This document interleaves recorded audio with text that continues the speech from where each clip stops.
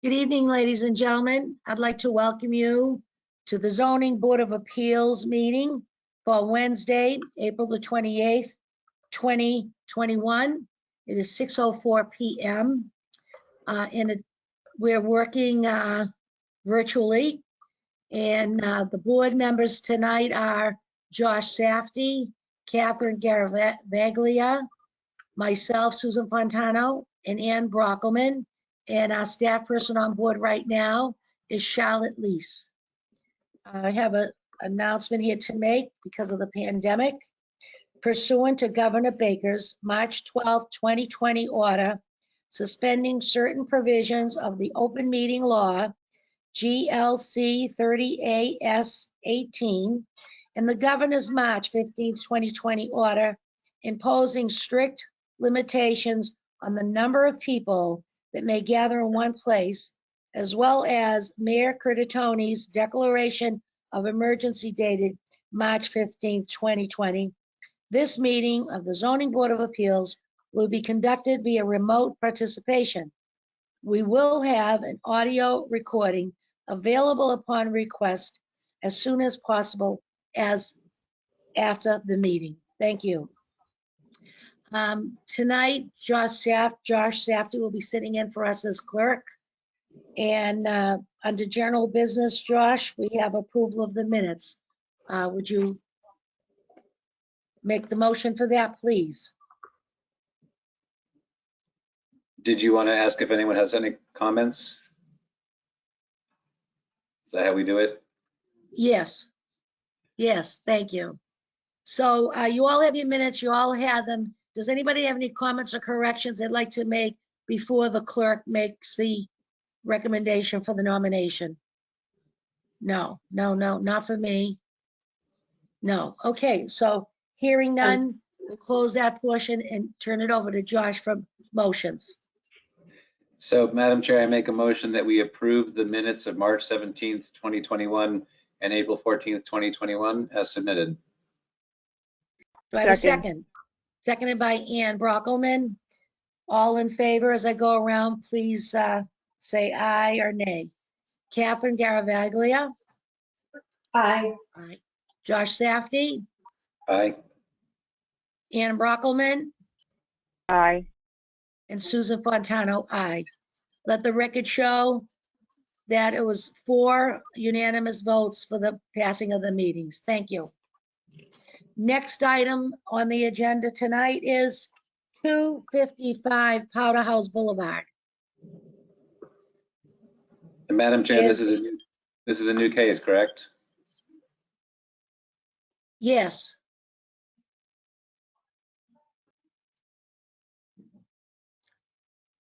So this is case CZC 21-000032, 255 Powder House Boulevard. Applicants Jonathan and Kathleen Evans propose to construct a fence within the frontage area with a non-conforming height and opacity, which requires 2 hardship variances. Thank you, Josh. Is the applicant here tonight? Are the Evanses here? The applicant is here. John Evans, you are unmuted. Good evening. Yes, Jonathan and Kathleen Evans here. How are you? Good. Welcome, Mr. Evans. So tell us what you're planning on doing. Thank you. So again, my wife and I, proud homeowners in Somerville, are raising our family here. Our site, our house is right on 255 Powder House, the corner of Powder House and North Street, kind of right across the street from Clarendon Hill. So you kind of are familiar with the area from a lot of recent work here. So it's a very kind of odd shaped lot. It's a corner lot, but it's also a triangular lot on 2 very busy streets. You know, I think over 2/3 of our area is actually considered frontage area, and more than that is actually considered part of the frontage line. So we have, in many ways, we're kind of a very, very exposed, very public site on our property here. And so what we want to do is essentially create a very small, kind of modest space of privacy, you know, for our family to be able to use the space outside, part of the space outside.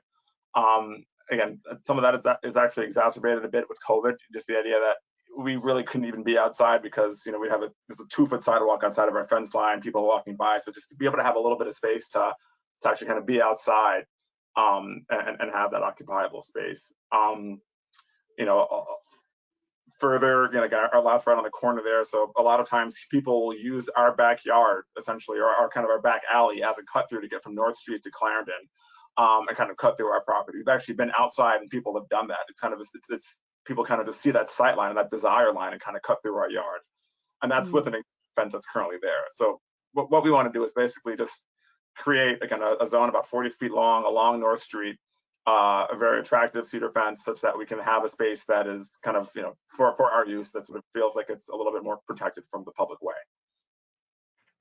Great. So I have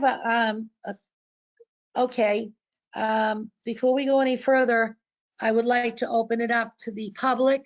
Is there anyone here listening in, Charlotte, you can help me with this, that would like to speak to 255 Powder House Boulevard?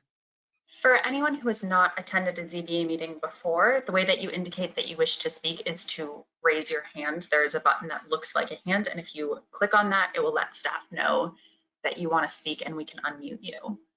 I'm scrolling through the list of attendees, but I'm not seeing anyone with their hand raised. Yeah, no one with their hand raised. Okay, so in that point, I will close the public portion of this matter and open it up to the board. I had a question right off, if I may.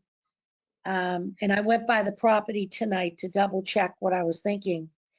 When you, Mr. Evans, when you run the fence up on North Street from your neighbor who has a little white fence there, you're gonna come all the way up to just beyond where your enclosed foyer is in the house, right? That's the length? That's what we're showing, yeah, aligning it with the front of the house, yeah. And is there gonna be a fence going across to close off the yard? In other words, so you'll have a portion in the front open with your stairs and everything, but when it comes up to where the house, like how are you Yeah. closing off the yard at all?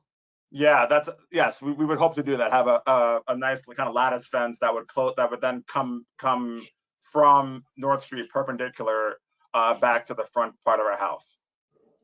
Okay, great. And is there gonna be any way for you to get in and out of the yard on that side? Have you Right thought now, about putting a little gate with it? Along North Street side or along the? Well, no, in front of, not in the fencing. I know you're putting that beautiful stockade, well, not stockade, it looks like cedar with the ladders on top. When you come to the very end where it stops and juts into the yard, Yeah. you put fence there, yes.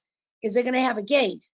There will be a gate there. There'll be a gate in that part that sort of faces the intersection where it cuts Yep. across the yard. There'll be a gate there, and then there'll be another gate over on the Powder House Boulevard side.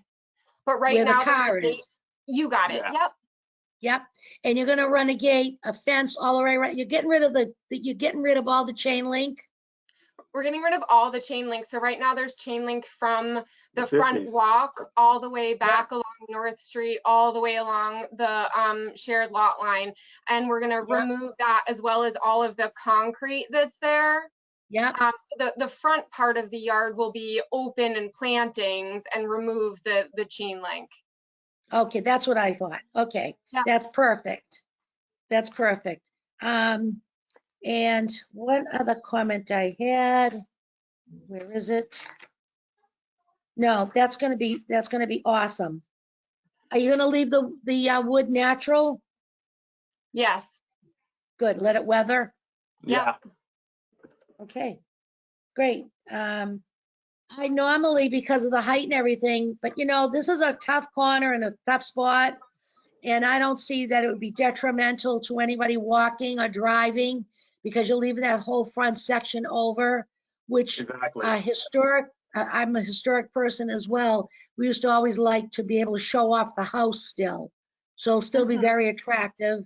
And with all the work that's going to be going on at the development there, at the housing, will really dress up the corner. So I'll pass it on to my other teammates here, but that was my 2 cents and you answered all my questions. Thank you.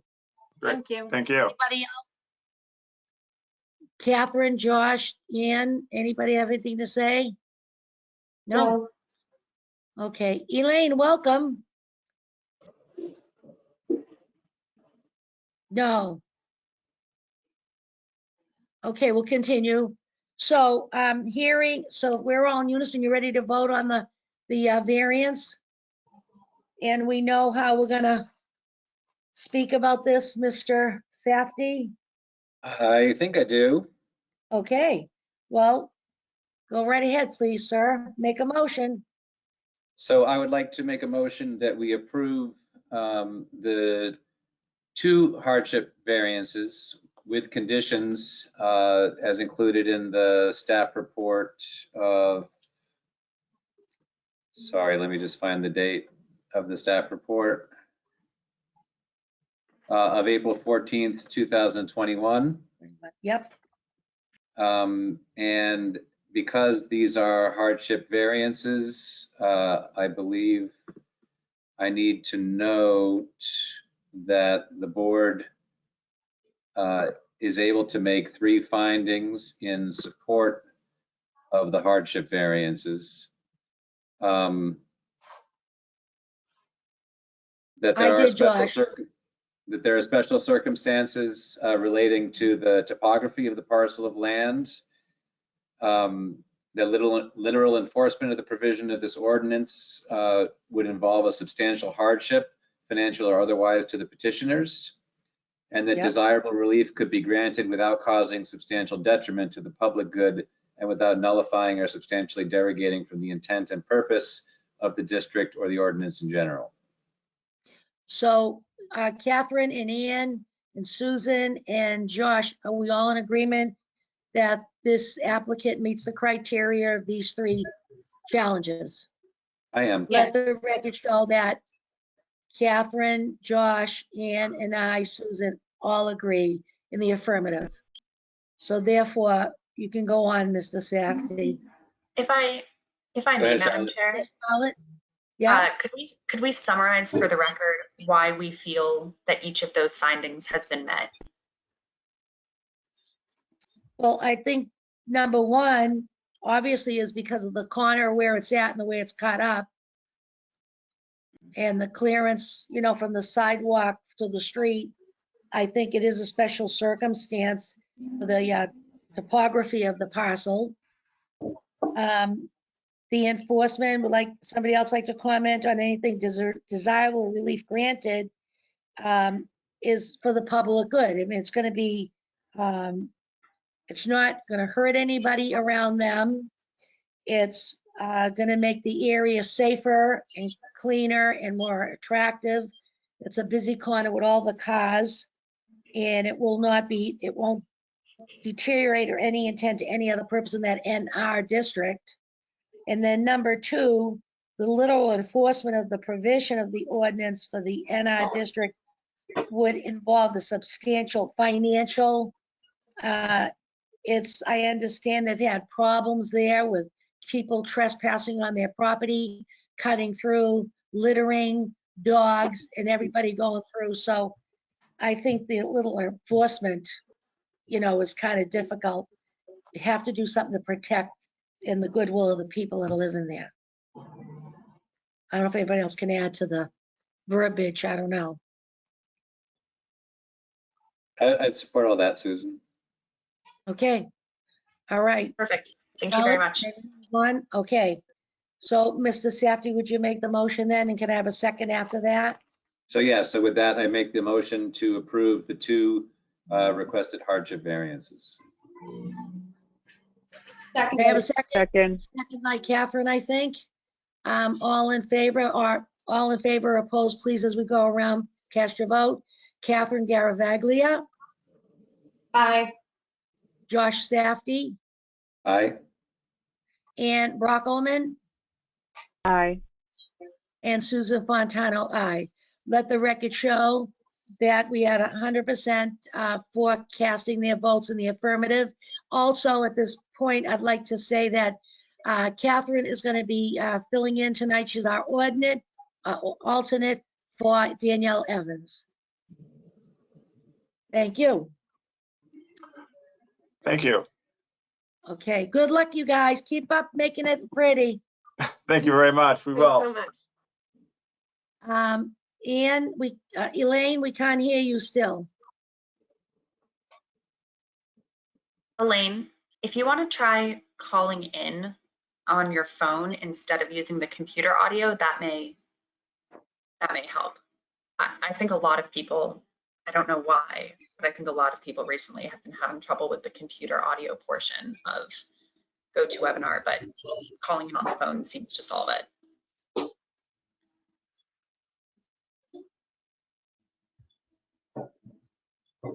So if you go under the audio tab of the meeting, you can click phone call, and that'll give you a phone number to call in on, an access code, and a PIN, and you can type all of those in.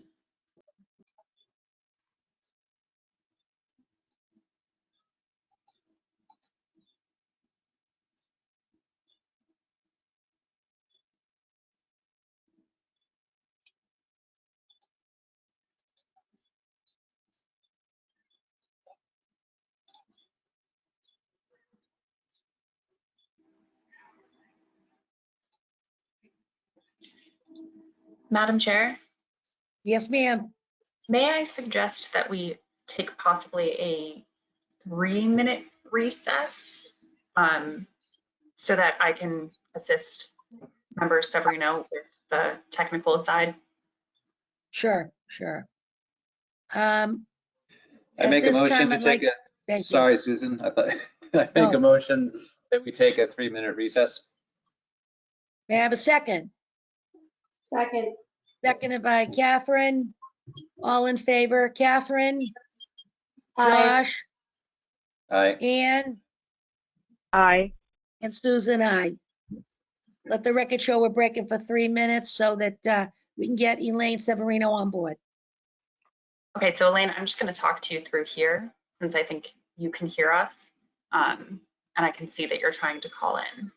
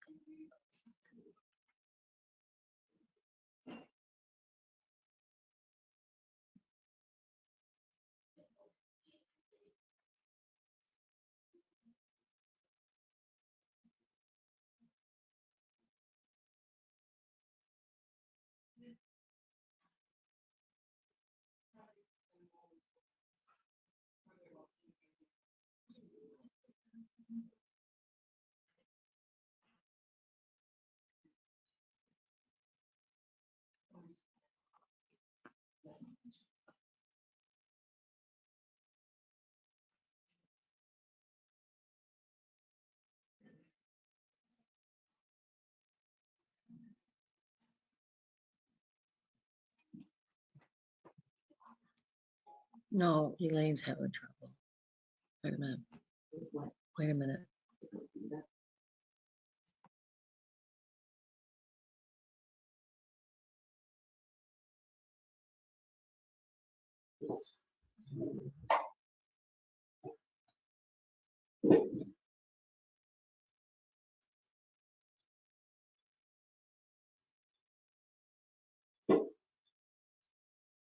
And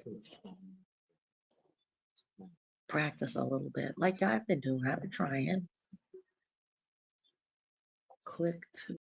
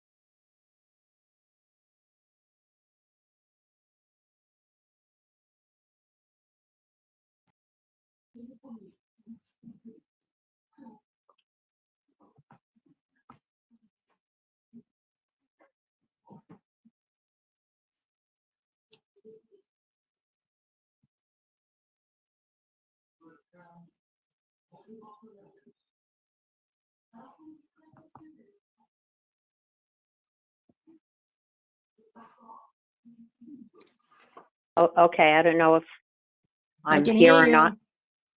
Can you hear me? We can hear you. Yay. Okay. Oh, Technology can be frustrating. terrible. Welcome. Absolutely awful. Are you hearing an echo? No? Nope. Okay. Why, do you want to yodel? No. At this point, I'm ready to shoot myself in the side of the head with this technology. That's I all can't right. stand it. Okay, we're waiting for Josh, and I think Sarah Lewis should be coming on board. I think for our next meeting, I probably should try to get on at 5 o'clock. It will take me from 5 until 6 to figure it Yes, out. Josh. I'm We'll still coordinate. here, but I'm behind the scenes, Susan. Pardon me? I'm here, but I'm behind the scenes. Okay, I get it. All right, thank you. So at this moment, it's 6:31. I'd like to call the meeting of the Zoning Board of Appeals, April 28, 2021, back in session. The next, we're welcoming Elaine Severino. She had some technical difficulties, so she's all set. And we'd like to take on case number, well, actually 15 McGrath Highway. Are the parties with 15 McGrath Highway on board? Yes, Madam Chair, they are. If I could request that we, this case was last heard in September, so if we could just reread the legal notice for the records that everyone is on the same page, that would be much appreciated. And while you're doing that, I will work on unmuting the various members of the team. Thank you. Mr. Safdie. So Madam Chair, this is case DRA 2020-0334. It was continued from our April 14th, 2021 meeting. The legal notice reads 15 McGrath Highway owner LLC proposes to construct a lab building in the high-rise district. The proposal requires hardship variances for primary front setback, a driveway and a frontage area, a building not parallel to the front lot line, and forward upper story projection. Thank you, Mr. Safdie. Madam Chair, I have unmuted Mike Gerhart, Rob Dickey, Matt Snell, Sean O'Donovan, Brian Fairbanks, and I am working on unmuting John Sullivan, and Jessica Randolph from the application team. Okay, And I will hand it over to them. all right. Good evening, gentlemen. Excuse me, I didn't- would it present a problem if I Right. put this on speaker? Elaine, you Okay. speaking? Excuse me, I just wondered if I could put my phone on speaker so I don't have to hold it up to my ear. Try it out. As long as you can hear us. Is that okay? Yes. Okay, thank you. Beautiful. Okay. Good evening, 15 McGrath.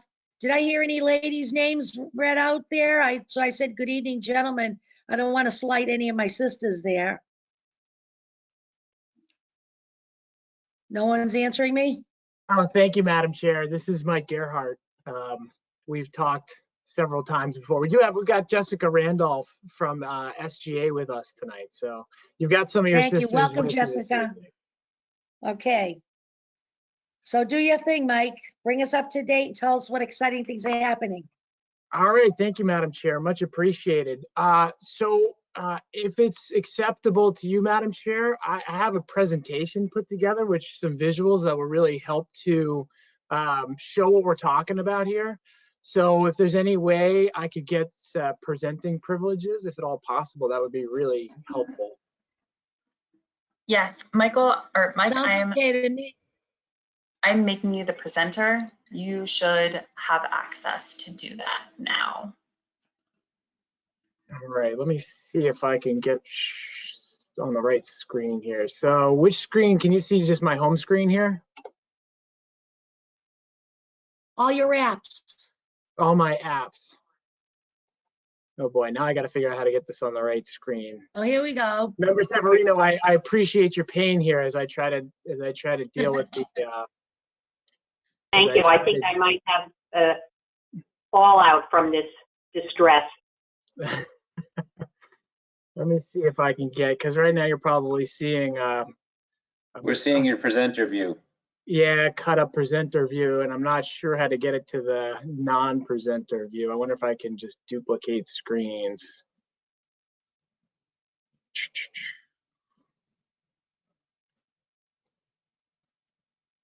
Now you're back to just the regular slideshow, right?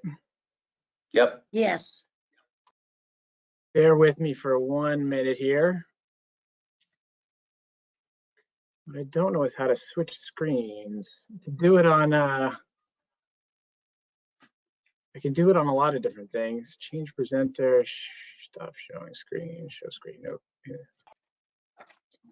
All right.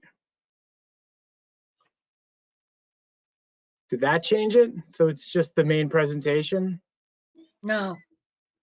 All right, let me try that again. This is Charlotte speaking. Someone in the chat is suggesting click display settings, then switch.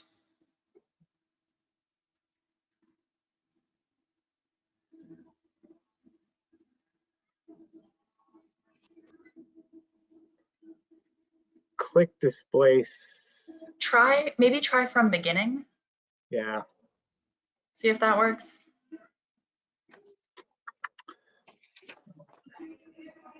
Let me try to restart the, I apologize.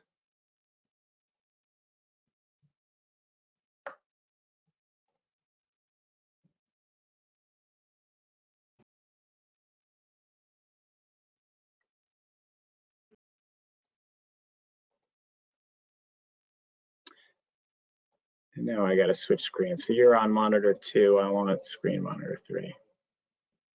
Did that work? No. Well, no. What are we looking at here? You should Your see my screensaver? screen with a slide. Are you still seeing the presenter view? Now we see your Yeah. background. Just a desktop.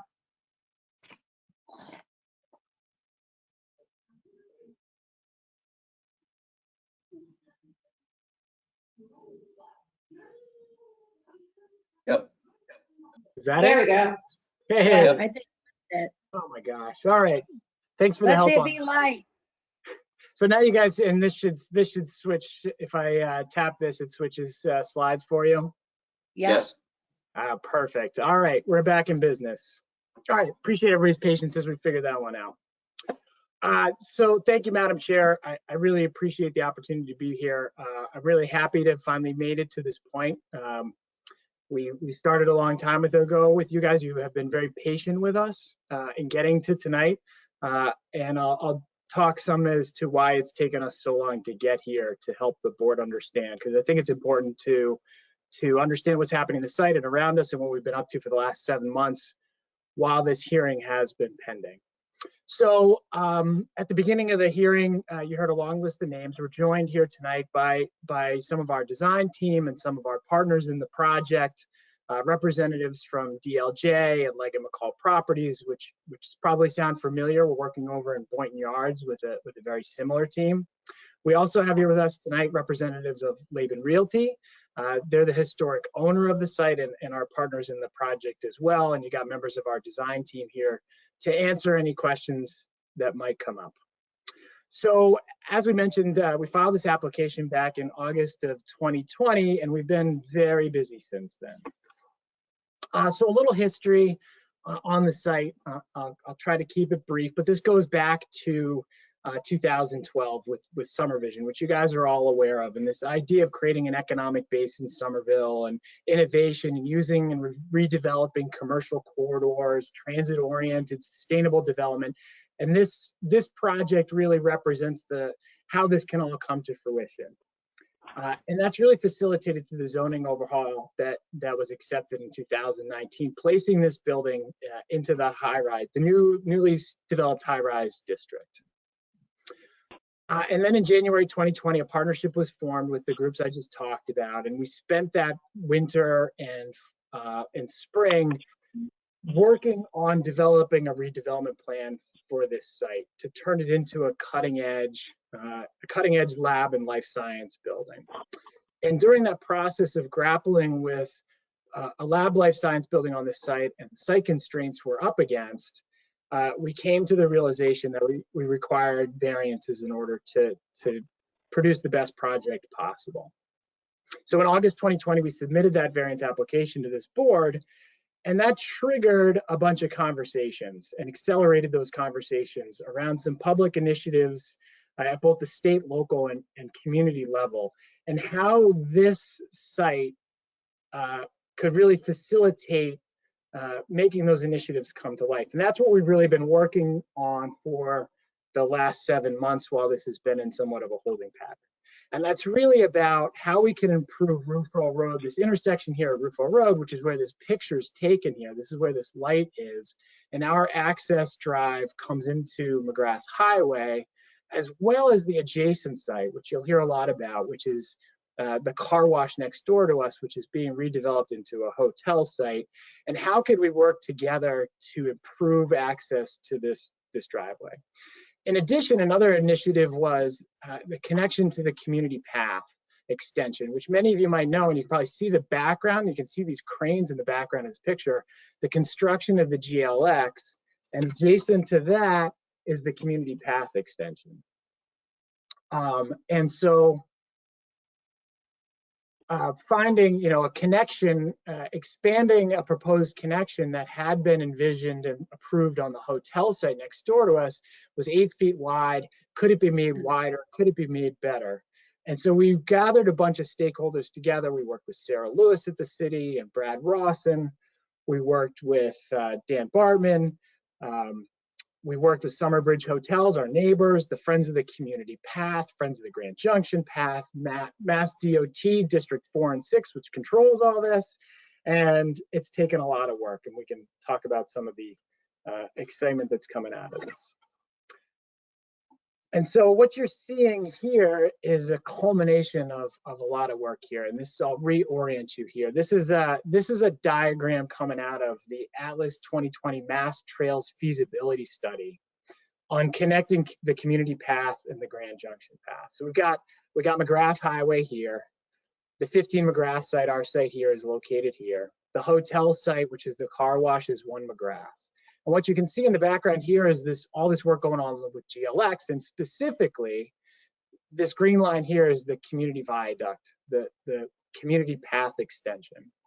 And so through a lot of hard work with our neighbors and with the Friends of the Grand Junction Path, Friends of the Community Path, we struck an agreement to create this shared driveway solution between the hotel and our site, which would allow the Ruffalo Road intersection here to become more efficient, simplify the signalization, which was what DOT and the city were looking for.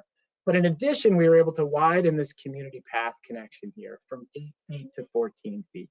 It had already been there as part of the hotel's project, but because we were able to accommodate in our agreement some of the parking from the hotel site in our future garage, and slide their building over to create room for this shared driveway, we were able to widen this pathway, which has really been a great outcome from that agreement. So we're really happy to talk about that more, because it's been really what we've been working on and has delayed our getting to this point. In addition, you've probably heard about, and there was a recent article in the paper, even up to today, about some of the initiatives that DOT is working on with improvements to McGrath Highway for better bus access, better pedestrian access, protecting bicyclists, and this is going to become some really connective, important infrastructure to tie this all together. In addition, we have been working with our neighbor on the other side to try to come up with some access solutions related to the jug handle and some access to McGrath Highway on that side, and that's been an ongoing effort with our neighbor on the other side as well. All right, so now to dig in a little bit more on the variances that we're talking about tonight. So just to put the site in context for you here, The blue, the Save More Liquor site here is this small blue box. We're bounded by the Green Line extension to the north and east, McGrath Highway to the south and west. We've got the Grand Junction, the Twin City Plaza across the street. And you can see here the proximity to Boynton Yards, where we're presently working on some exciting projects over there, over by Union Square. We got Cambridge Crossing right down the street with a lot of life science and lab projects that are occurring down there, and Kendall Square not too far away. And I think what's really interesting about this site, when you put it in the context here on the border with Cambridge, is it really will be a gateway building as people pass from Cambridge into Somerville, and it's going to create that bridging structure for this growing life science market between what's happening in Cambridge and Kendall Square and up into Boynton Yards, and expand that into Somerville and really carry it over the border. And we're really excited about doing something great with this site. To put it in context with zoning, this is a cut from the zoning map. To orient you here, this dark purple box here, this is the high-rise district that was enacted as part of the 2019 zoning, and we're the black box right in the middle here. So we are the center of the high-rise zoning district that was created. To our north and east, you can see the rail lines here take up a significant amount of area. We've got a significant railway that passes to the north of us. Across McGrath Highway, we've got a commercial district.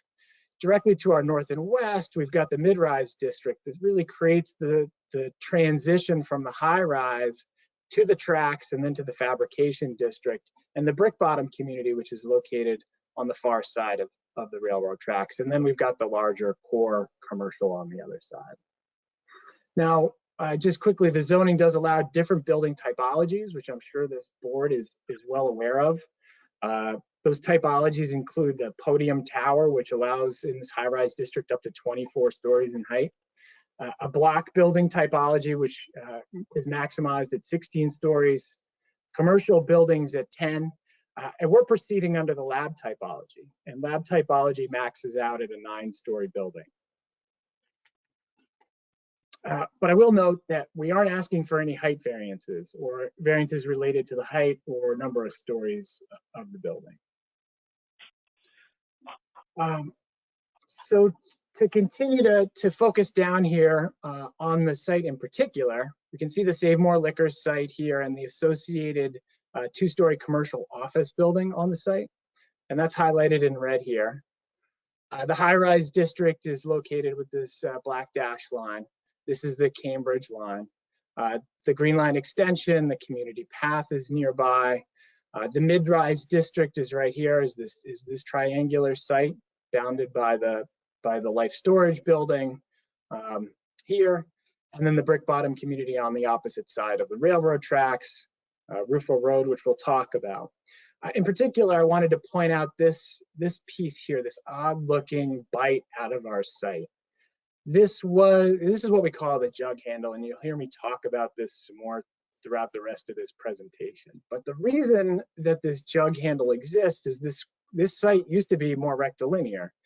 But in the 1950s, the Department of Conservation and Recreation did a land taking from this site in order to create an access to the data center, which is located here at 35 McGrath, and to the life storage facility, this warehouse building here at 51 McGrath. When they built the bridge over the railroad tracks, they created an elevated roadway, and that cut off the access for these sites to the roadway system. And so DCR took this jug handle, and this is how vehicles get to McGrath Highway from these 2 sites over here. Because there's a bridge abutment across here that they can't get over. The other thing which you can't really see in this picture but becomes important is there's also a grade change from our site up to the MBTA site behind us. And it's a 12-foot grade change from the general elevation of our parking lot and McGrath Highway and our buildings up to the MBTA land. And that's created by a retaining wall across the back of our site. The retaining wall is actually on our site. It's about 16 feet on our site, but it creates a 12-foot grade change, and that supports the infrastructure up on the MBTA land, including this new pedestrian viaduct.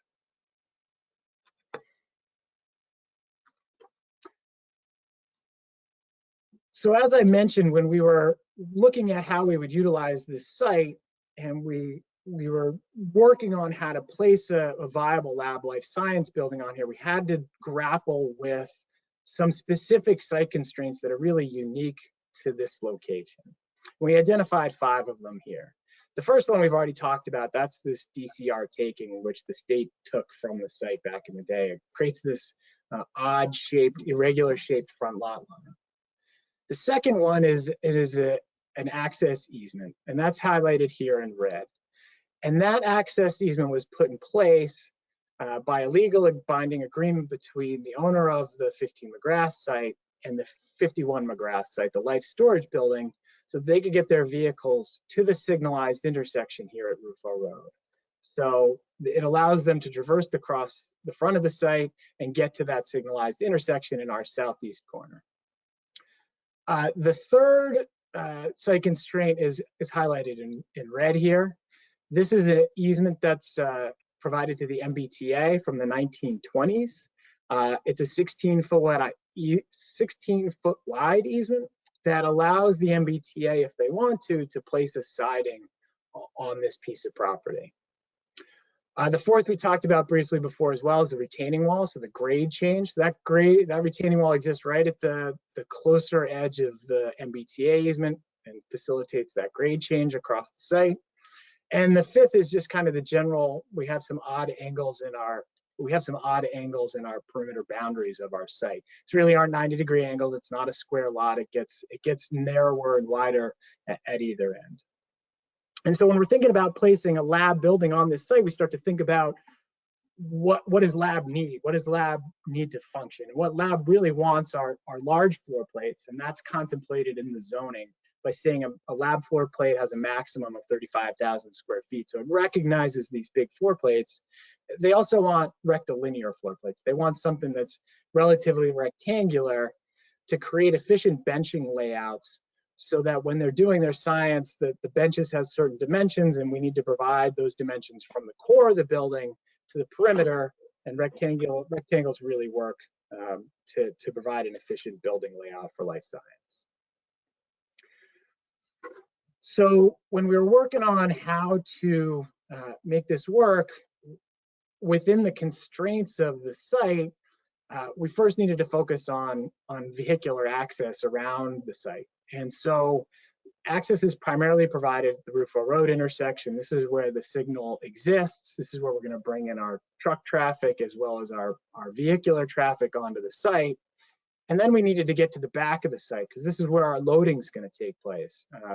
We do have trucks that will come in and out to service the lab and life science industry. We wanted to put those at the rear of the site, out of the way of view from McGrath Highway, so putting them in the back and shielding them. And then we had to get back to McGrath Highway. We need to circulate around. So we needed a viable circulation pattern for our vehicles and our trucks. At the same time, we're trying to avoid this MBTA easement across the back, although it does provide an opportunity to provide some green space and will be a nice buffer. People on the train, folks on the community path extension, which you see back here, this elevated viaduct, will see this nice green space on top of the MBTA land. So we're hoping to use some of these to our advantage to create some more beautification and help with our green score. So the next step is to start to build the building up. So what you see here is the base of the building. So this is the lower elevations. And as you can see, we've got a limited footprint that we can work within inside our vehicle circulation and avoiding the easements that constrict the site as well as the jug handle and honoring the retaining wall across the back. But this floor plate really isn't large enough to create a viable lab life science building. We need larger floor plates in order to do that. So to do that, we place a larger block on top of that smaller base. So the vehicles circulate essentially, and pedestrians can circulate underneath the structure around the base, but we create that larger rectangular floor plate that the lab and life science industry really wants. We place that on top of a smaller base. So how does that relate to our variances? So we're seeking 4 variances in order to develop this site. The first variance is related to the primary front yard setback. So the zoning would require that the main facade of the building needs to be located more than 2 feet from the front lot line, but no more than 15 feet from the front lot. So here's our front lot line in blue, parallel to McGrath Highway, and then it follows the jug handle in this curved form. And so these 2 red lines here represent our minimum 2 and maximum 15-foot setback. And you can see that if we were to build the building facade inside that range, it would create an irregular shaped building. It would be costly to construct. It would create irregular floor plates that are less advantageous for lab space, inefficient for the tenant use. And so building within that front yard setback also precludes us from trying to create this efficient rectilinear building shape. In addition, the easement across the front of the building, as you can see, gets in the way of our ability to get to that front yard setback. As we get vehicles back in front, across the front of our building, it kind of creates a barrier between us and that required front yard setback. Now, there are some advantages to having the building pushed back. It gives us some opportunities here in the front to create some landscaping buffers. We've been talking about the likelihood of placing a bus station, a bus shelter. Right now, there's a bus stop here, but people just wait by a pole. This gives us an opportunity to build a proper shelter. We're also excited about the possibility of placing a bike share in the front yard here for community use. People accessing the fantastic path would have hopefully an opportunity to grab a bike off of a rack in one of these bike share setups. I also wanted to point out the existing conditions here. We talk about setbacks from McGrath Highway. Here's an aerial of the existing condition. You can see how far setback the current building is from the lot line. We will be bringing the building closer than the current condition, so we've been improving that condition, and then obviously really beautifying the front. And I can show you a little bit more about how that landscape concept comes together with us having a little more front yard area. The second variance we need is related to prohibitions of drives in the front area. So the current zoning regulation states that you can't have a driveway between the facade of the building and the front lot line. So our impediment there is we've got that easement. We got to allow vehicles from 51 McGrath to get to the southeast corner of our site. And utilizing a driveway across the front is how we get them there. So that's a significant impediment. And you can see in the existing conditions plan, that's what they do right now. They drive across the front of the site. There's all kinds of parking, which we would be getting rid of. Significant other travel lanes, which would be disappearing. We'd be getting that down to a much better condition. And here we're able to improve that by buffering it with some landscaping. We're looking at that bike share station. We've got the bus shelter in here to provide better convenience for the public. And it'll be a significant improvement over the existing conditions. The third variance we're seeking is related to a prohibition that upper stories can't project beyond the lower story. So to orient you here, again, our ground floor is highlighted in this blue box. The perimeter of our upper stories is this thicker orange line. So as I kind of showed in that graphic before, we take that smaller base and then we put the efficient rectilinear lab floor plates on top of that. And what this allows us to do is circulate the traffic and our truck traffic around the back of the building. So we've got our entrance to our parking garage, which is below grade here towards the back of the site. And then our loading docks here in the rear of the building as well, sheltered from McGrath Highway, shielded from the public at the rear of the building. And then we've got this easement across the front where you can see it ducks underneath the upper levels of the building and the driveway to get to the Rufo Road intersection here. In addition, we've talked about our shared driveway solution with the hotel.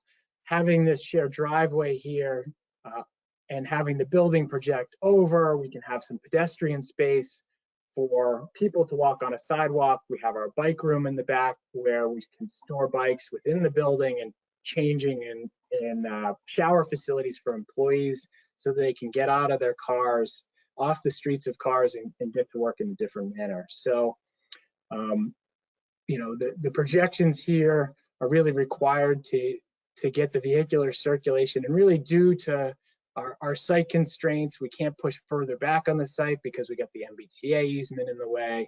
So this is the best solution to pedestrian and vehicular circulation, this projections over the lower level of the building.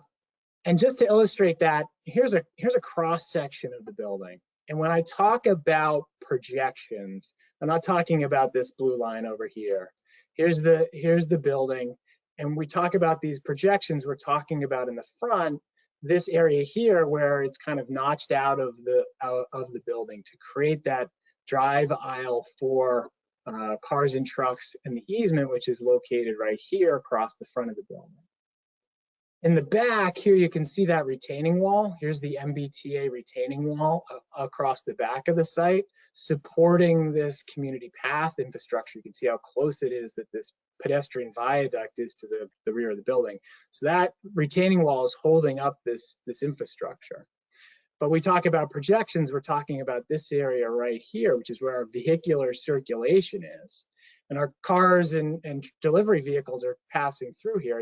It's sheltered, right? We've got the retaining wall in the way, but it's underneath it's outside of the first floor of the building, but it's underneath the second floor of the building. The final variance that we're seeking is related to the requirement that the front facade of the building be essentially parallel to the front lot line. So as we talked about before, the front lot line is this blue line here, parallel to McGrath, and then it becomes the curved as it hits the jug handle. So if we were going to comply with this component, this requirement of the zoning, our front facade would be shaped something like this green line, parallel to McGrath Highway, and then parallel to the front lot line. So it creates this very highly irregular shaped facade, costly to construct. Inefficient floor plates would be the result as we take a bite out of the building in order to accommodate that requirement and to meet that requirement. So that's the fourth variance that we're seeking.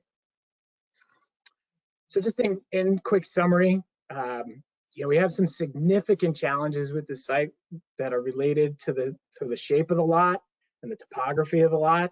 With the jug handle, we got the easements that create some site constraints that we need to work around. And those really are what require us to seek the 4 variances to create an efficient and cost-effective building. And it's really driven by the shape of the lot and the grade changes. And those are really unique to this site. Relief from those could be granted without substantial detriment to the public good. In fact, there's some real benefits in there, we think.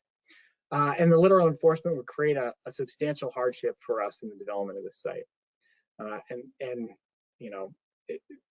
Granting those variances won't nullify or substantially degrade the Somerville zoning ordinance. So we've worked really hard with our neighbors. We can really celebrate a great solution with the hotel, Friends of the Community Path, and Friends of the Grand Junction Path. We've spent 7 months since we filed our application. We've got 12 months before that. We were working really hard on figuring this all out. And we're looking forward to moving beyond this process into the planning board. We'll review the the facade materials. We'll talk about traffic and other things that are within the planning board's purview. So I really appreciate the board's time. Thank you for letting me present this, and we're available to answer any questions that you may have. Thank you very much, Mike. Is there anybody else that wants to say anything on your team? No, I think I'm supposed to go tape the tape. So, I mean, we've got folks available to answer questions Okay. that may come up, but that's the end of our presentation. All right, thank you so much. I'd like to, if it's okay with the board, you got all that, we'd move on to the public portion, okay with everyone? Great. So, Charlotte, could you please help us in getting people up to the, unmuting themselves, introducing Yes, themselves and posing the questions? If I may ask, do you want to impose a 2-minute time limit on public comment? Yes, okay. I That's will. automatic. Yeah. Perfect. Mike, I'm going to take back presenting. If you need it again, let me know, but let's make sure that's sharing the right screen. Great. Okay. As with the 255 Powder House, if you wish to make comments, please raise your hand and I'll go through you in the order that we see you. First up is Ken McClure, and also please state your name and address for the record and be aware of the time to end pretty promptly at 2 minutes so that everyone has an equal amount of time. Okay, Kevin McClure, you are unmuted. You may Good need to evening, unmute Kevin. yourself.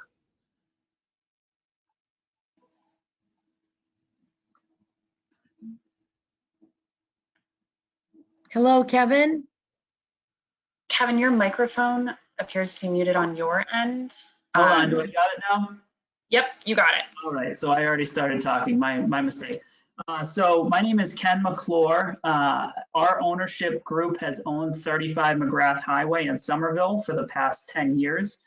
We currently have an owner-operated company that's doing business on the property right now, Cambridge Network Solutions. 35 McGrath is a directly abutting neighbor just to the northwest of 15 McGrath project. You saw it in just about every single slide that they showed. We've been active members of the zoning overhaul. We engaged the city early on, and we've been excited to envision a master plan development with the city, city planning, and our neighbors at 51, 15, and 1 McGrath Highway. The master plan development's very important opportunity for those of us who have endured the challenges of McGrath Highway for the past 10 years and beyond. Since the zoning overhaul and the sale of 15 McGrath to Leggett McCall and DLJ, we've awaited a meeting to discuss the master plan for these properties. As 15 McGrath suggested, they beginning planning in spring of 2020, but we unfortunately weren't notified until October 5th with a potential hearing date in front of you guys on November 2nd. So as abutting direct abutters, we're just concerned that an approval of these zoning variances could negatively impact the current use of our property, the future development, how it impacts the access for 35 and our neighbors at Life Storage at 51 McGrath Highway. Also how it might relate to the overall future transit-oriented development and the master plan of McGrath Highway into a boulevard. We've worked with 15 McGrath Highway and the city of Somerville to address the concerns, but we haven't really come to a suitable solution to date.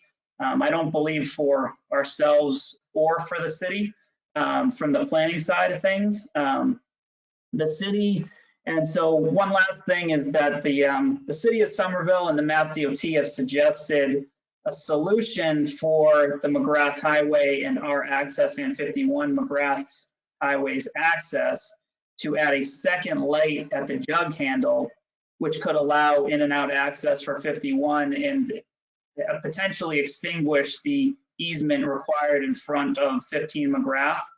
And I just don't think that's been fully vetted out. So as the owners of 35 McGrath, we're respectfully asking the board to consider consider not granting the variance at this time until a master plan solution that's suitable to direct abutters in the city of Somerville has been met. Thank you. Thank you. Next up is Kim Shanahan. Kim, you are unmuted, but may need to unmute yourself.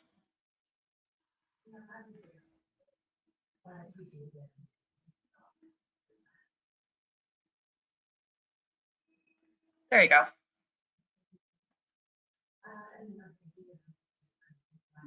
Good evening, Kim, are you there?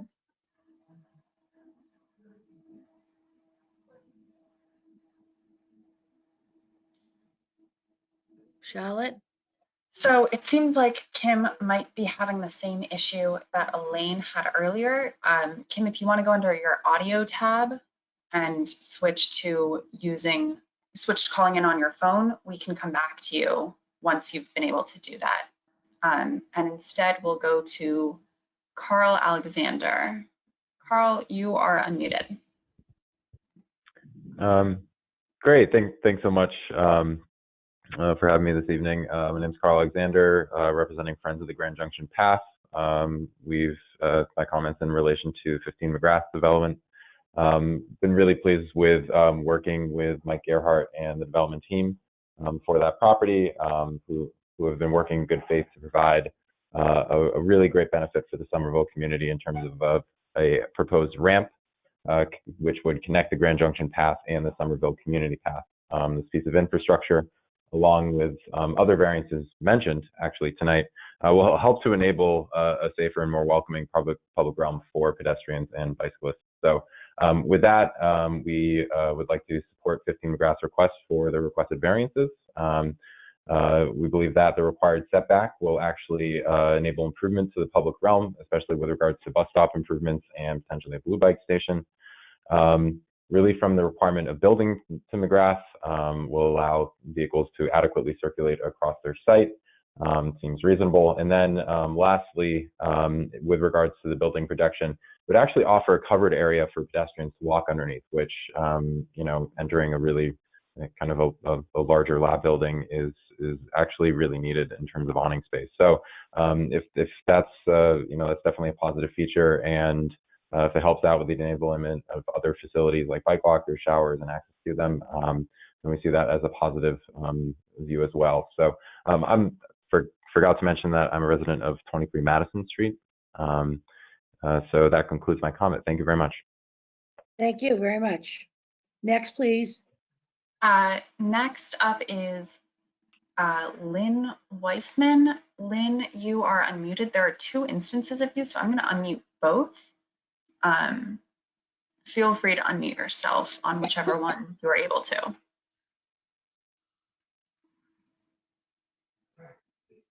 Lynn Weissman.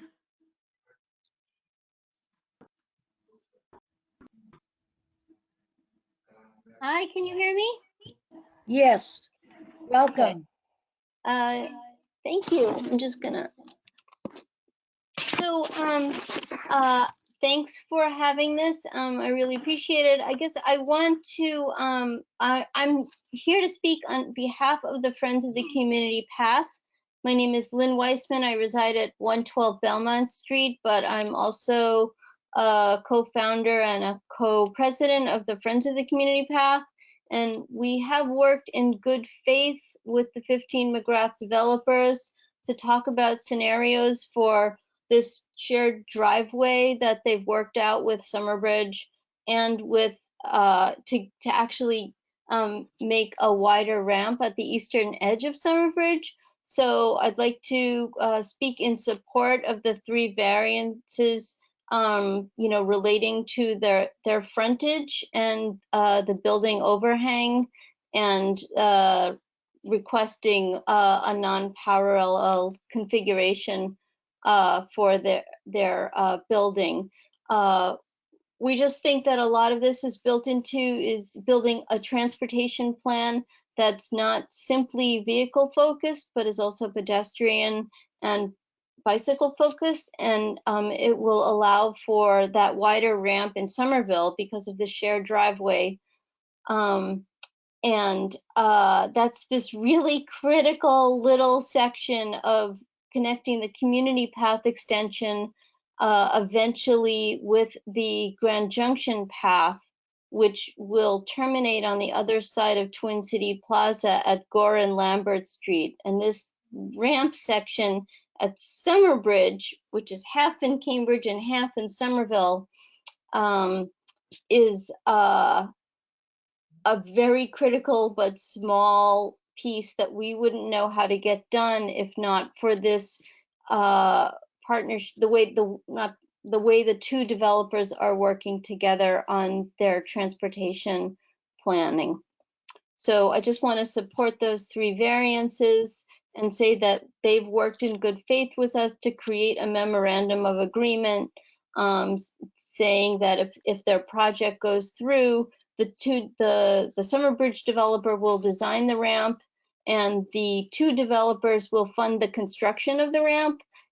So this is a pretty significant piece of progress in terms of connecting the community path to the Grand Junction path, which is already being built in Cambridge. Yeah, so we're kind of looking at the big picture and appreciating all the difficulties in their configuration, and also that and I know people are maybe wondering how the ramp can come out. Am I past my time, or am I? Yes, you are. Yes, you are. If Okay. somebody else wants to give their time up, they may. If not, somebody can pick up where you just left off. Okay, that's fine. Thank you so much. Thank you. Next, please. Next up is Kim Shaman. It looks like you have it figured out. Yes. Hi, can you hear me now? We can Yes. hear you. Good, good. Sorry about the snafu. So I would request that the board do not approve this variance.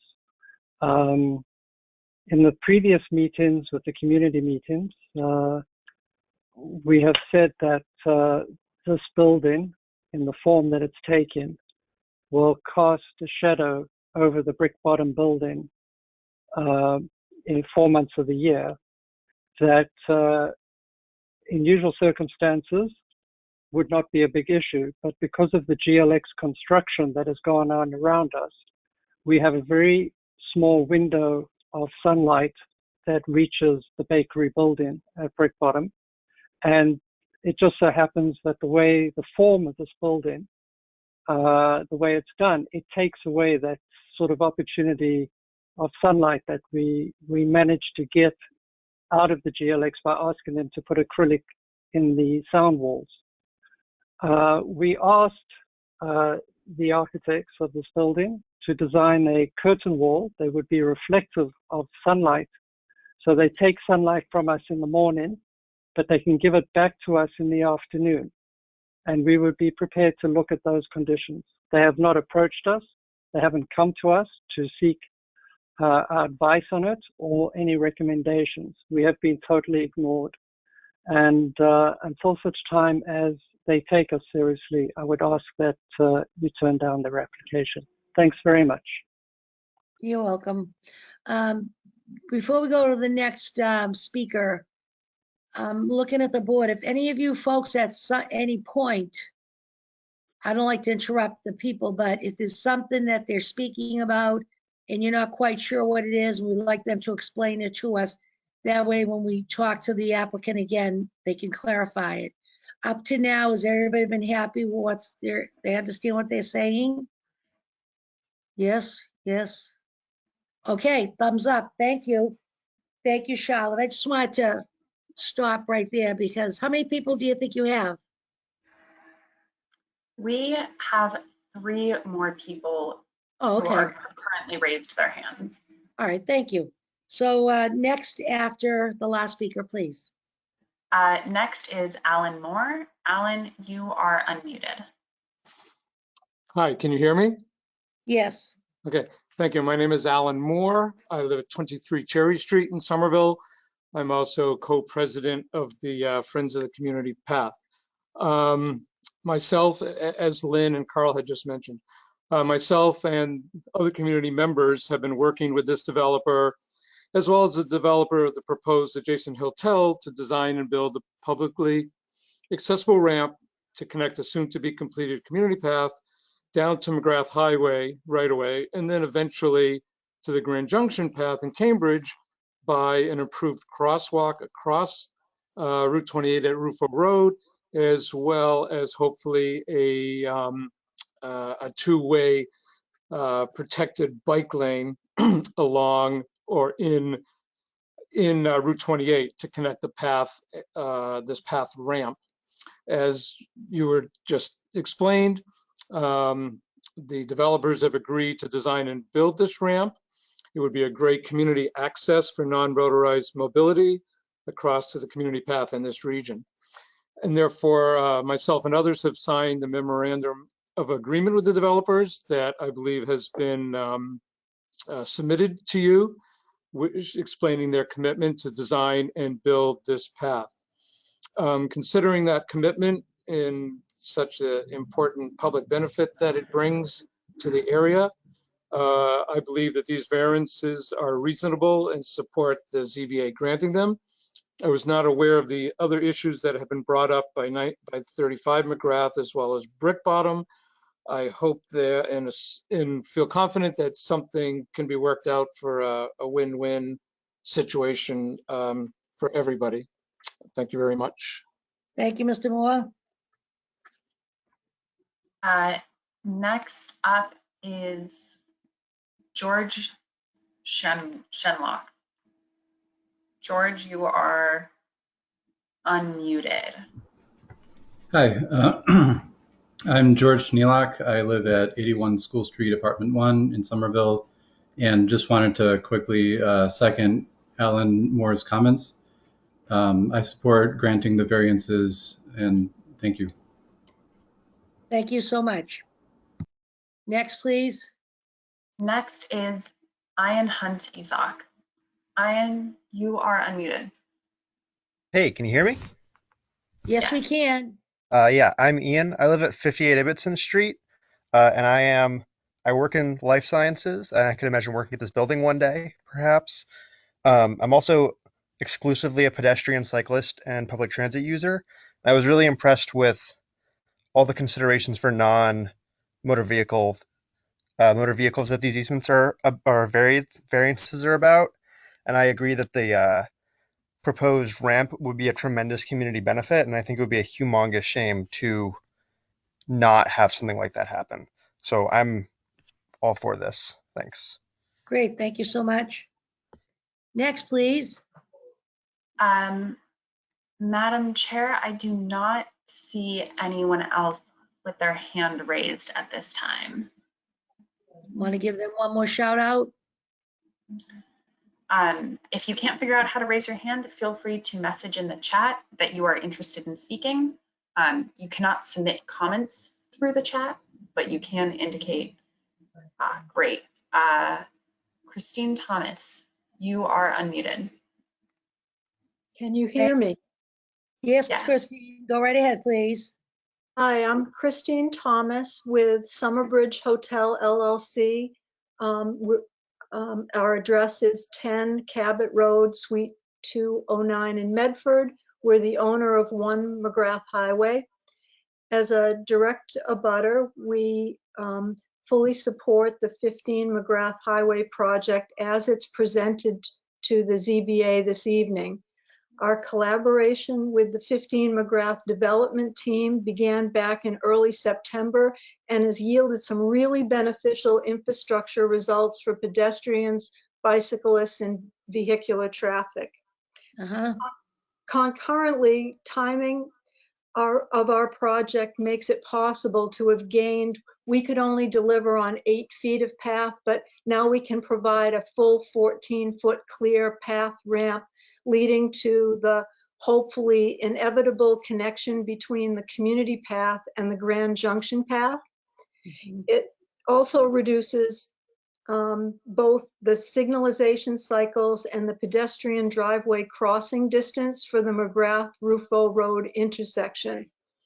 These improvements would not have been possible without the collaboration of the two development projects and input from municipal, state, and resident stakeholders, and that's going to be ongoing. The synergy between the two development projects is helping us both better deliver on summer vision and a shared goal to create an exceptional gateway experience between Somerville and Cambridge. Thanks for this opportunity to express Summerbridge's support for 15 McGrath's project. Thank you for coming out tonight. We appreciate the input. Thank you. Thank you to everybody who's come out tonight. We have four more people. Good, that's fine. Jonathan Weiner, you are unmuted. Thank you. Can you hear me? Yes, sir. Thank you. It feels a little bit complicated here to address these particular variances, which on their own merits seem like they warrant approval and they're well thought out. But being a resident of the Brick Bottom building myself, I think it's worth noting that the people who are speaking to approve this, I'm an avid cyclist, I'm a pedestrian, I'm an advocate. I have a great deal of sympathy for it, but everybody who's speaking in favor of these is looking at this area as a pass-through. The people who are opposed are the people who are residents who are being directly affected. And the issues that will affect the immediate neighborhood are not being addressed. I would hate to see these variances blocked because they're all sort of taken in the right spirit, but if that's the only way to get the attention of the developers to address the abutters' concerns. And remember, I mean, Brick Bottom is really under something of an assault. We have the GLX to contend with. We have what's happening at 28 Chestnut Street, 28 Fitchburg Street. It's coming at us from all sides, and we're kind of playing defense here to maintain some quality of life for the artists, many of whom don't have, immense means. They can't just pick up and leave and go elsewhere. There's also some history here in the community. And so I think it's really imperative that the developers sit up and take notice and address the issues that affect the abutters. And I think somehow inevitably this gets wound into these variances for this project to move forward. Thank you very much for listening. Thank you very much, Mr. Weiner. Next up is Pauline Lim. Pauline, you are unmuted. Good evening, Miss Lynn. Hello, can you hear me? Yes, we can. I would like to second the sentiments of Jonathan Weiner and of Kim Schmahman. I am an avid bike commuter, and I'm so looking forward to improved conditions biking in front of the Save More Liquors site. But I also am an artist, and Somerville very much vaunts its artists community.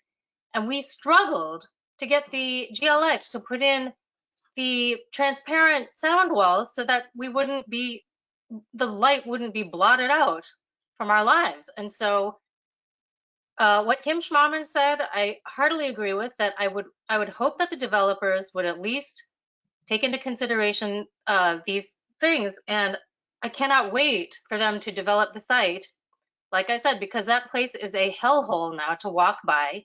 And the landlord at 35, I don't know what you guys are doing, but it looks terrible. I can't wait for someone to develop it, but I would like you to hesitate and put in some considerations for the artists. Thank you. Thank you. Next up is Randall Thurston. Randall, you are unmuted. Hi, actually, it's his wife, Allison Thurston, talking. Can you hear me? Yes, we can, Allison. Oh, great. Hi. I just want to say, I remember being at a zoning board meeting where, it just seemed like every project built to the maximum that they could build. And I just feel like, in spite of the pedestrian access and the community path access, which is really beneficial, I just wish this project actually built to their site so that when they start talking about this is our buildable lot, And then what we're gonna do is to like make the biggest building we possibly can be on this site is to like, you know, ask for the variances. And I just wish that they actually were building to, you know, building something that actually like dealt with their physical restrictions and didn't push the envelope so much. Anyway, thank you. Thank you very much. Next up is William Valletta. You are unmuted.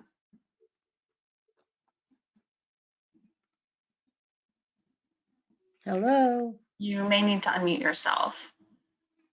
Okay, can you hear me now? Yes. Great.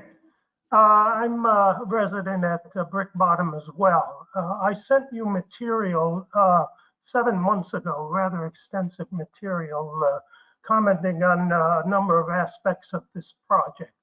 7 months have gone by, and I've been checking your website every couple of weeks to see what supplementary stuff has been coming along. And I learned by surprise tonight that there's been a fairly large amount of activity with a lot of new elements that are being presented, something that they're calling the Summer Bridge. I'm learning that there's underway a master plan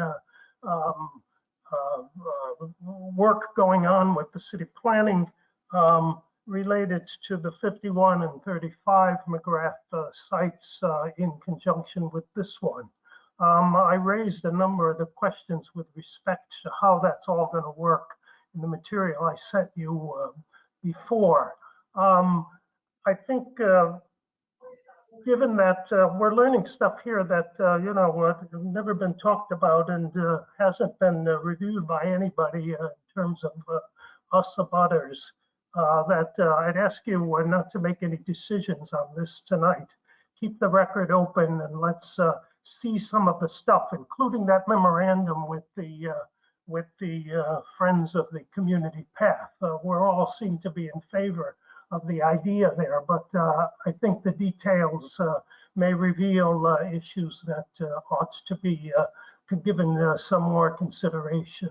So I like some of the solutions that seem to be coming along, in particular the solution of the Rufo Road light and the linkage with the exit and entrance there with the one McGrath next door. But again, there's a lot of details here that seem to be coming to light at the last minute. So I ask you, keep the record open, please, and get some of the new material up on your website so we can give it a review. Thank you very much. Thank you. And we do have your email, Mr. I'm looking right here at it, Mr. Valente. Yeah. We have, it was back in September 2020, and we did get some other emails from other abutters, other Brick Bottom residents. So they did move them along to us, and thank you for your input. Charlotte? Madam Chair, at this time, I do not see anyone else with their hand raised or anyone indicating in the chat that they wish to speak. Okay. I will leave the public portion open for right now till we see what type of comments we're getting from our board as well as the applicant, if they can address some of these stories to the board. Do you folks want to hear from the applicant on some of these comments, or do you like to have some questions of your own you want to throw out there as well? Ian, I can't hear you, but I see your head saying yes. No? Does everybody want to hear from the applicant to answer what the board said, what the people said? Yes or no? You have comments?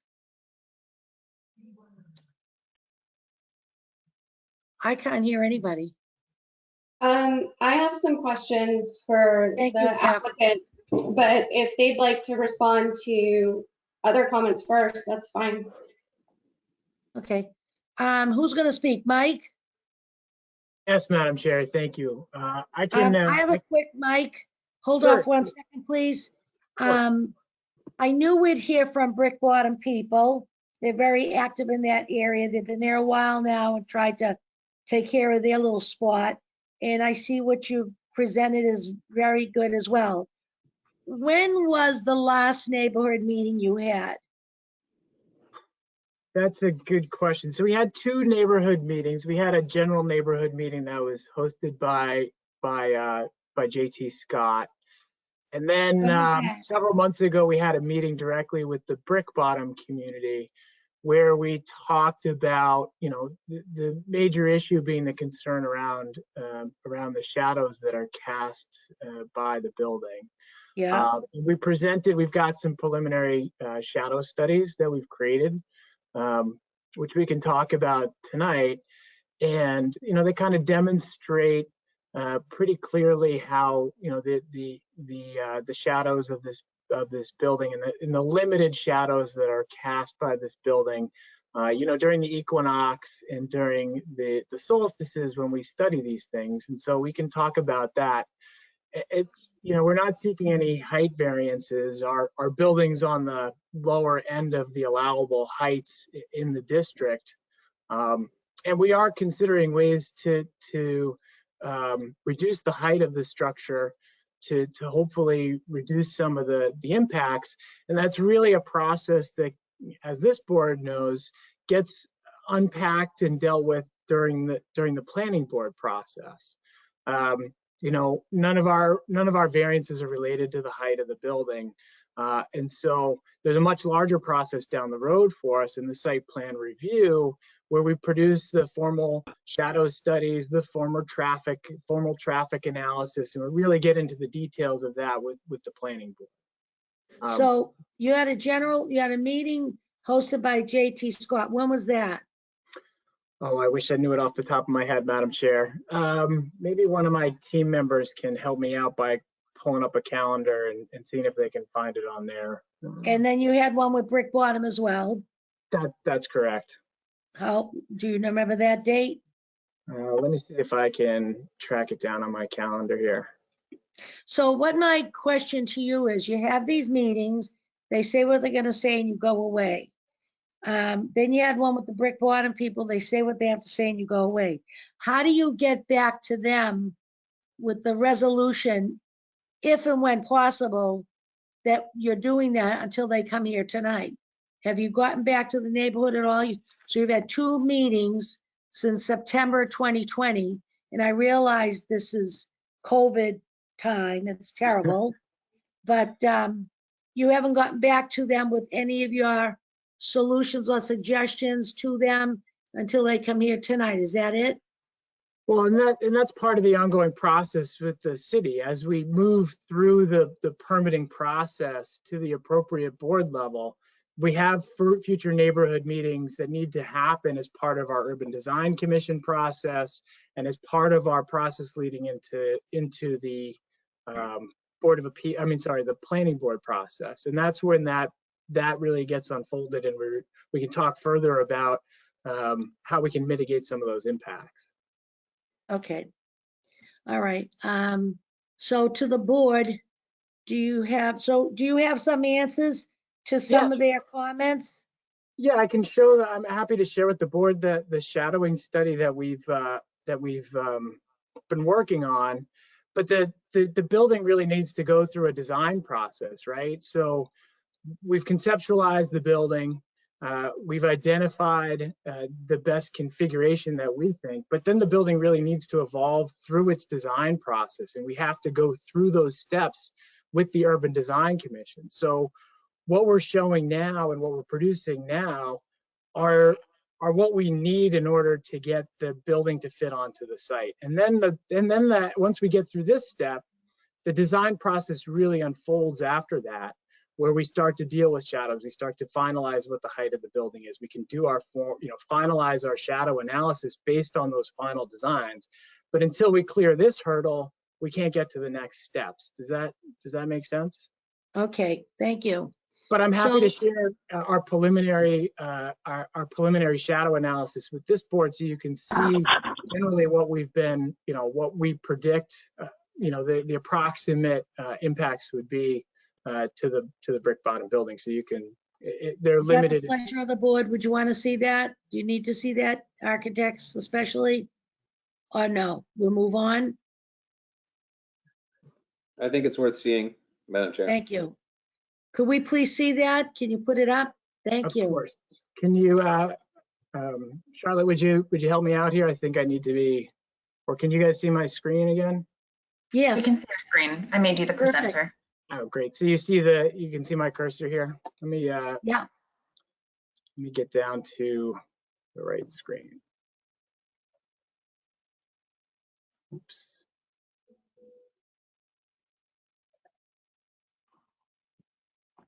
No, hold on. Bear with me for a second. I'm having the same That's okay. problem that I No, I had get last it. time.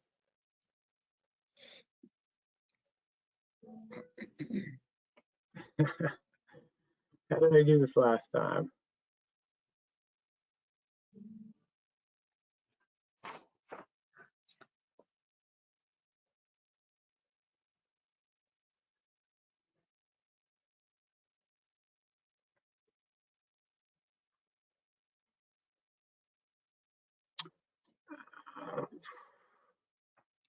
Sorry, I'm gonna have to close out of this and reboot it.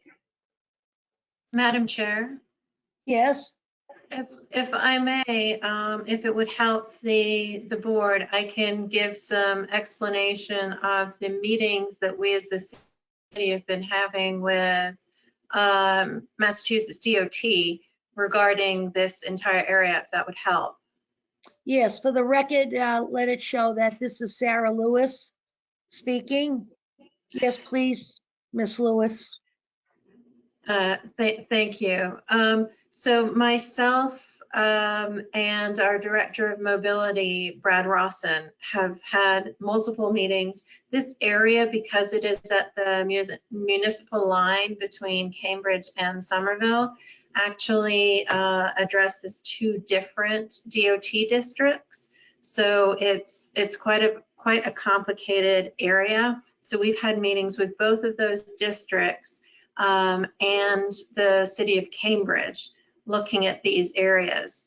The intersection that is shown on at Rufo Road is intended to be improved and simplified and made safer for pedestrian crossing. And as you've heard, the testimony for the bike connection, pedestrian and bike connection between Grand Junction and the community path.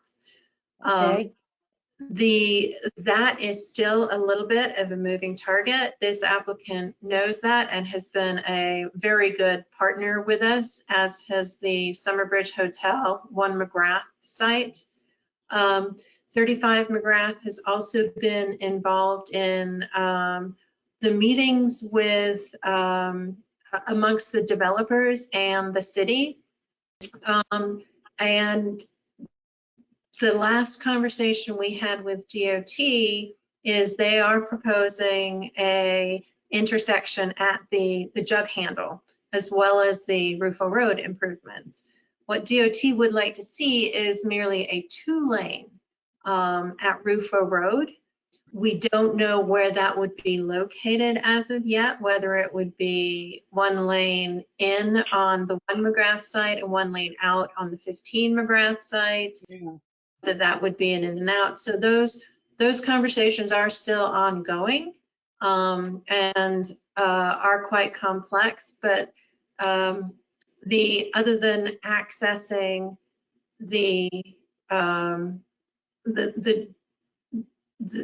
site itself, it will not preclude. There's nothing this proposal precludes access to any of the other sites, either 35 or 51, and DOT is well aware of that. So we're still working on it, basically. It's quite a complicated issue, and needless to say, when you're looking to add intersections, the phasing of all that work becomes complicated as well. Right. Thank you. Does anybody have, Charlotte? If I may, Madam Chair, On a technical note, before we get into the applicant's kind of response to your questions, it sounds like Anne is able to hear us, but is not able to speak. So if we could take a couple of minute recess to deal with that technology issue. I am irritated that we've had so many technology issues tonight, but they are totally understandable. Okay, all right. So as the chair, I'll make the motion and approve that we allow a 3-4 minute recess again for technical difficulties. Elaine Severino, aye. Aye. Ann Brockelman, thumbs up. Susan Fontana, aye. Josh Safdie, Aye. Catherine, all in, yes? Aye. All in favor? Okay, go to it, Charlotte, and we can be studying some of our homework here when we come back. Thank you.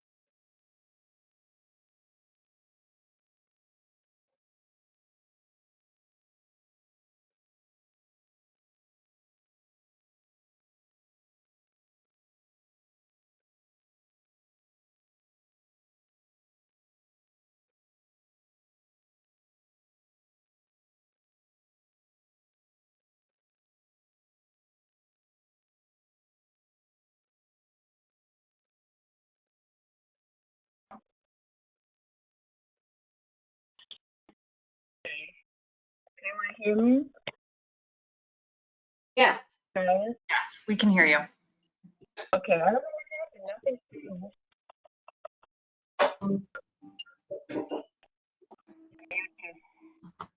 I can hear everything, but button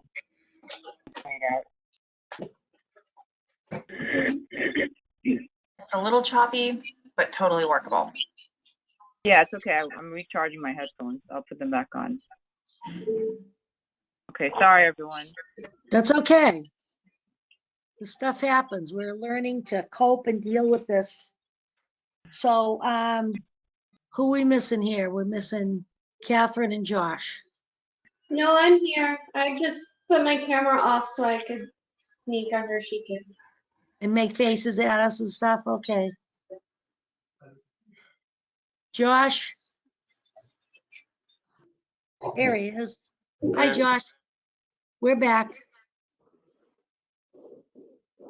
Thank you, everybody. Charlotte? We are all here. Yes. So, we're here.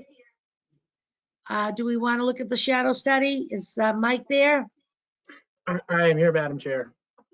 Thanks for your patience, Mike. Oh, no problem. You guys have been more than patient with us, so we're happy to be speak patient. to us here. What are we looking at? Yeah, so I'd be happy, I sympathize with the Brick Bottom community and what's going on around them. It's been a very busy time around their site, and we are, as we proceed further into the permitting process, we look forward to working with them further. We would commit to meeting further and discussing the impacts of the building on their site. But I'm happy. I'd like to share with you at least the preliminary shadowing study that we've completed. As the building design evolves, this will finalize and formalize itself, but this is the preliminary analysis that we've got to date. So just to orient you quickly, there's 4 different versions of a shadow study here, and they represent the equinox and the solstices. So basically we do it at when the sun is lowest in the sky and highest in the sky and in between. So we do it in March, we do it in June, September, and December. So that's the 4 different boxes. And what you see is a projection of the shadows cast by the building throughout the day. So we start at 9 a.m., we work our way to 6 p.m. And we do that at each of the 4 times of the year to see what the actual shadowing that's produced is. So in this particular one, in the upper left-hand corner here, this is McGrath Highway. It's a little tough to see because the way these shadowing studies are done, but this is McGrath Highway here. This is our proposed structure kind of in the center of this blue fan, right? The hotel would be to this side of us, to the southeast. We've got Twin City Plaza across the street. In the orangish pinkish block here, this is the Brick Bottom community building. In particular, this smaller pink square, this is the bakery building. And these darker black boxes, the gray ones, these are existing shadows that are cast by the existing buildings. Basically, this would be when the sun is lowest in the sky, so the 9 a.m. range. And so what this fan does here is each hour it projects the shadow of the building. So you can see in March, the shadows don't come close to the building. In June, we're even further away from the Brick Bottom building. We don't come close. Here in September, similarly, we don't come close to the building either with any shadows. So the December is where we're really talking about. This is when the sun is lowest in the sky. And what you can see here is as the shadows move throughout the day, the impact is limited to essentially the 9 a.m. Spectrum. So it's one out of many different times of day where the proposed structure will cast a shadow on the facade of the Brick Bottom building. And this is when the sun is lowest in the sky. It doesn't take into account buildings that are further away, that are taller, but this is what our analysis would show. And so while I can sympathize with the folks over at Brick Bottom, the shadowing impact in reality is pretty limited. And our building is at the low end of the spectrum of the high-rise district. As we had discussed in the beginning, this zoning district does allow 26-story buildings. We're at 9 stories. So our our building height is limited compared to what could be developed in this high-rise district. Okay, I get it. We get it. Does that make sense? Yeah, we understand. Thank you. Certainly. Is there anybody on the board here that wants to ask our applicant any particular question before we go further? I mean, we've heard from the applicants. Now we're, Madam Chair, yes, Miss Ann? just a Ann quick Brock. question. I think it's more for staff. The applicant's property is zoned high rise. It's 10 stories. So the properties, the parcels closer and closer to Brick Bottom are mid-rise. Can you remind me, Charlotte, of how many stories that is? Zoned, the potential buildable envelope? This is Charlotte speaking. In the mid-rise districts, it varies depending on the specific sub-district. We have four different mid-rise sub-districts: MR3, MR4, MR5, and MR6. I can certainly pull up a map of this if you would wish to figure out which one of these parcels are. But it would be somewhere between 3 and 6 stories if it's zoned as mid-rise. So mid-rise is 3 to 6. Through the, Okay. through the, it's MR5, so it would be 5 stories. Thank you. And the high is what? High rise can go up to, depending on the building type, but I believe it's about 10 stories. And this is 9? That's correct. We're proposing a 9-story building. Thank you. Okay. Elaine, do you have any questions of the applicant? Yes. Yes, I do. Go ahead, Elaine. I just wondered if any other shadow studies have been done to help mitigate that shadowing for December. Mike? If the applicant has maybe cut back the building a bit so that the shadowing would not be so bad in December. So we're looking at options to reduce the building height, to try to take some total elevation out of the building by reducing the floor-to-floor heights. So, our hope is that as we continue to evolve the design of the building, we're confident that we're going to be able to reduce the overall building height. We'll still remain at the 9 stories, but by reducing the floor-to-floor heights, so the individual height of the floors within the building, we'll be able to reduce the overall height of the structure, and that would reduce the shadowing impacts. And that becomes part of our overall design process, but we're confident we're going to be able to do that. When you leave us, if we go forward from us, where do you go next? You go to the design review? That's correct.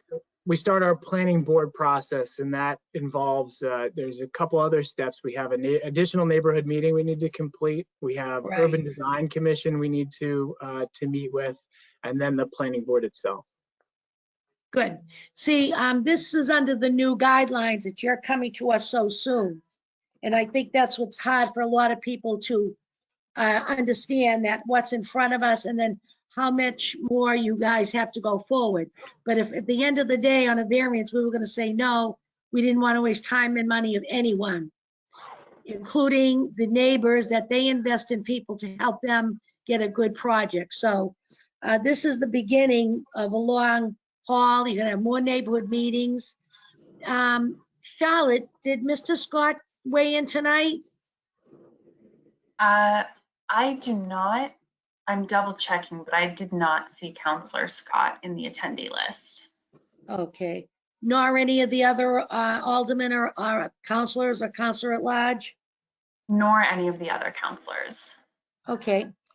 Okay, so Elaine, are you all set with questions? Yes. You all set, Miss Ann? I am. Josh, are you all set with questions or suggestions?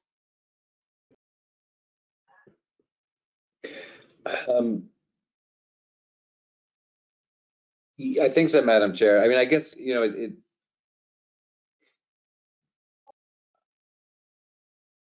sorry. No, take your time. The jug handle easement, I guess one thing that I'm just curious about, because it seems like it's just such,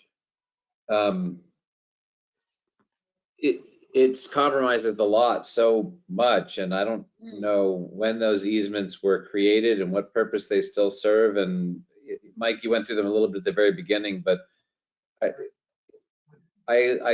can only assume that the development team has looked at the possibility of, you know, having those easements expire or retaking back the MDC corner. I mean, I just don't understand what they're doing on the site. They seem like from another time and another use. Hmm. Madam Michael? Chair? Yes.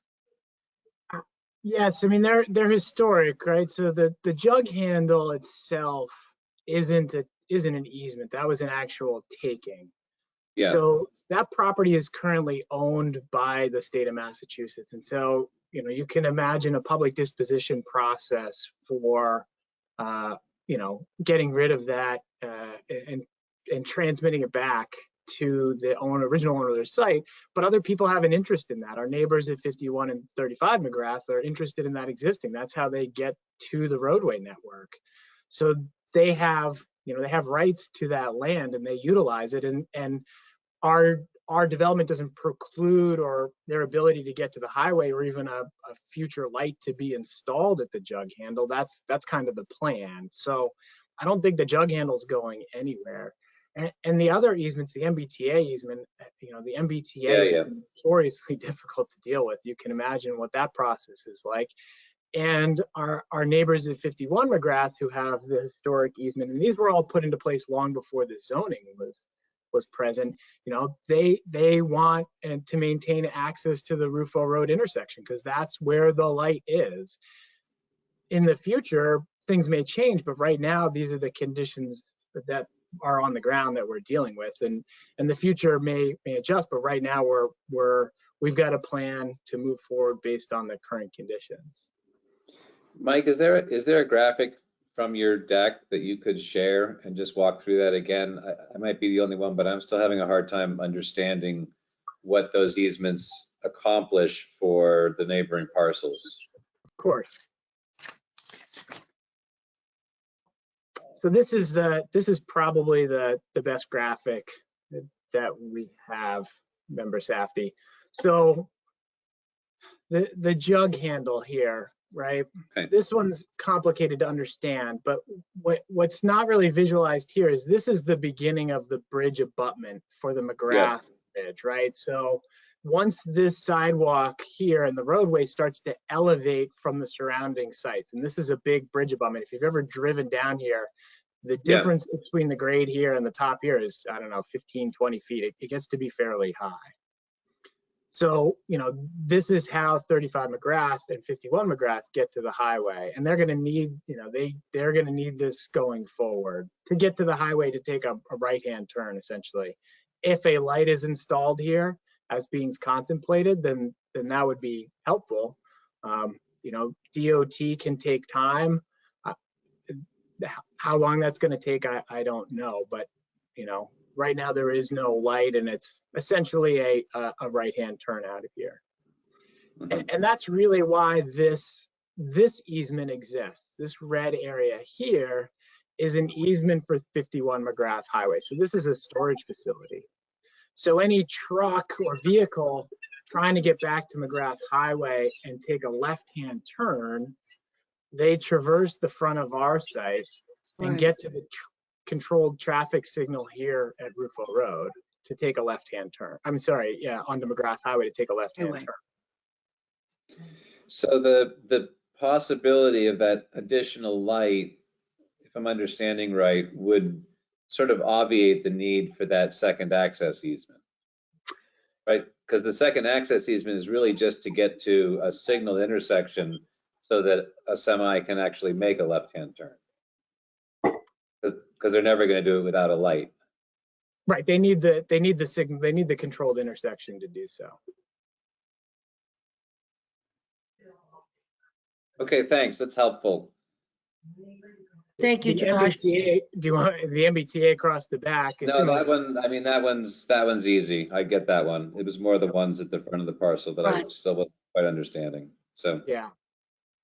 so Madam Chair, I don't want to, drag things on. I guess, the concerns that I have are, I mean, I think this project does a lot of great things broadly, but much better than 8 months ago. I think the Friends of the Community Path have done amazing work all over the city, and I'm glad to see their input, so visible in this project. And I really like all these pedestrian connections that are being made and that kind of thing. I guess the concern that I have is, well, sort of the same question that was raised a minute ago.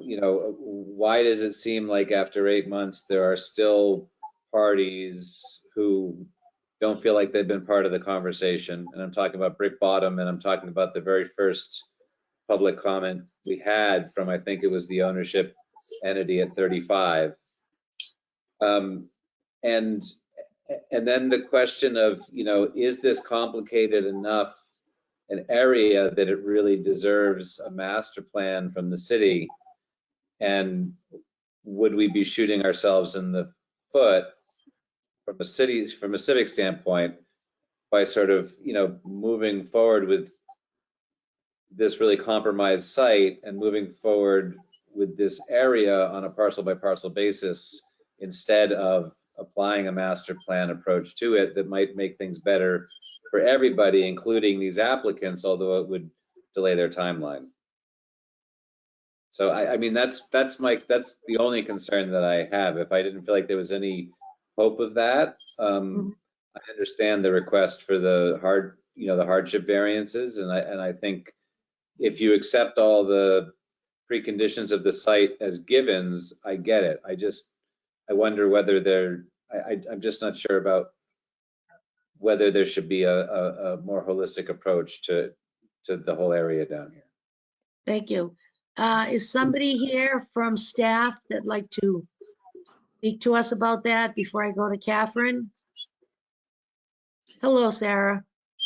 Hello, through the chair to Member Softy.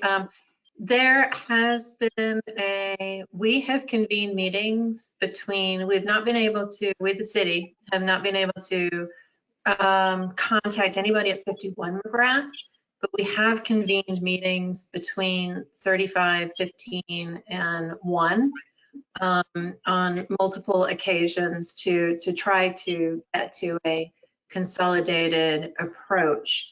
The point we are at the moment is this came from a point of exactly the point that you're making, that there is the only way that this can sort of move forward needs to be as a larger picture piece. At the moment, it is the DOT meeting that is the sort of linchpin in moving this forward.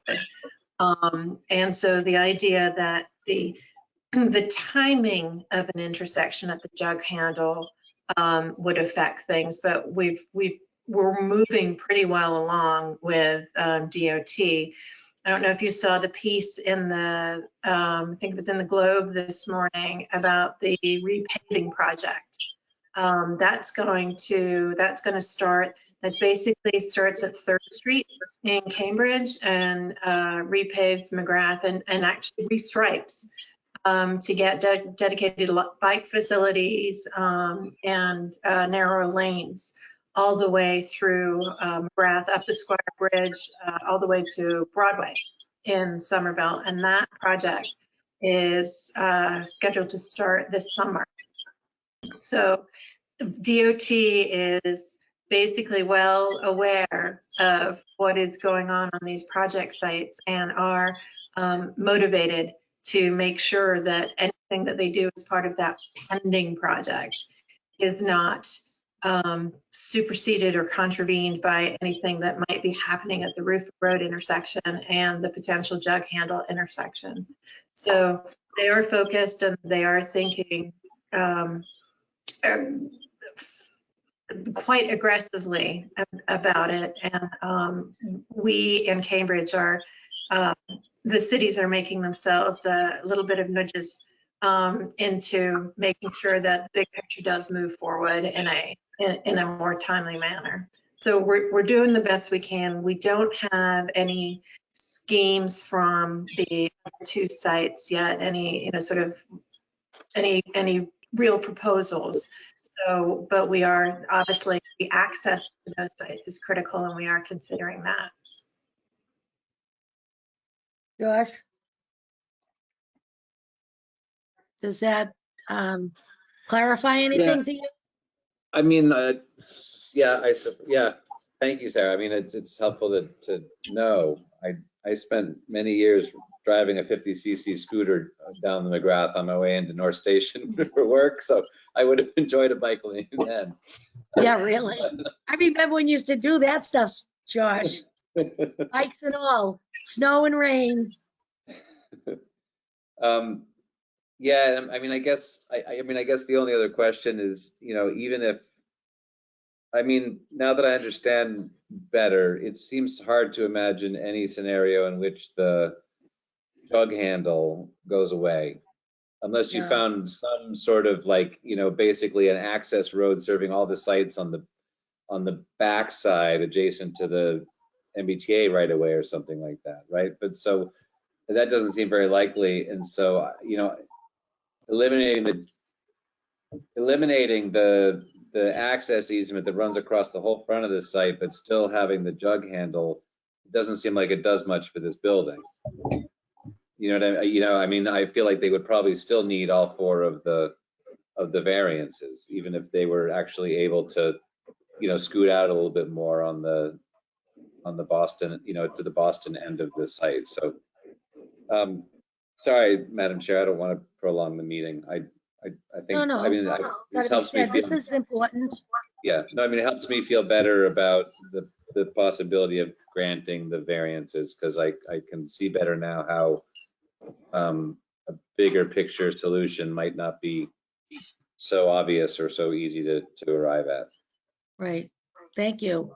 Catherine, did you have anything that puzzled you, or you have a comment? I do. We've heard a lot from community organizers about their support for this project because of bike paths and other pedestrian ramps and perhaps a bus stop. But we've had two immediate abutters express extreme concern about the project.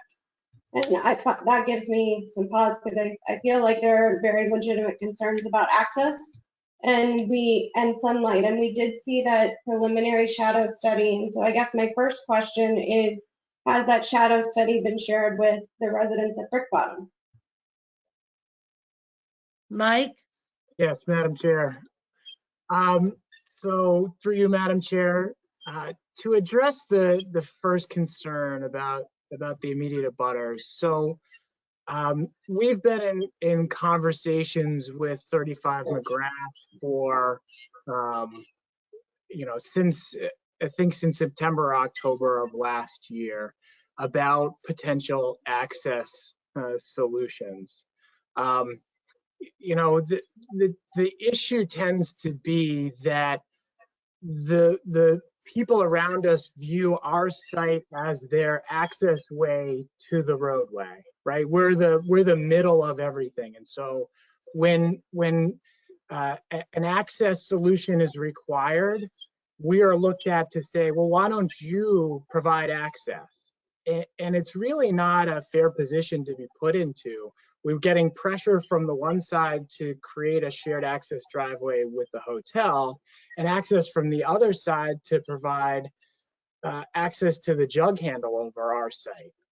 And they have access to the jug handle, right? So utilize it. Why are we the linchpin for their access solutions? And so we've talked about it. We've offered up truck access across our site as a potential option, and that's still open. We may still find a collaborative solution with 35 McGrath to facilitate their access to the jug handle, and we're willing and we'll continue to work on that after this. What we're proposing doesn't preclude their access to the highway or the future light at the jug handle. In fact, we would be supportive of it, but our project doesn't rely on it.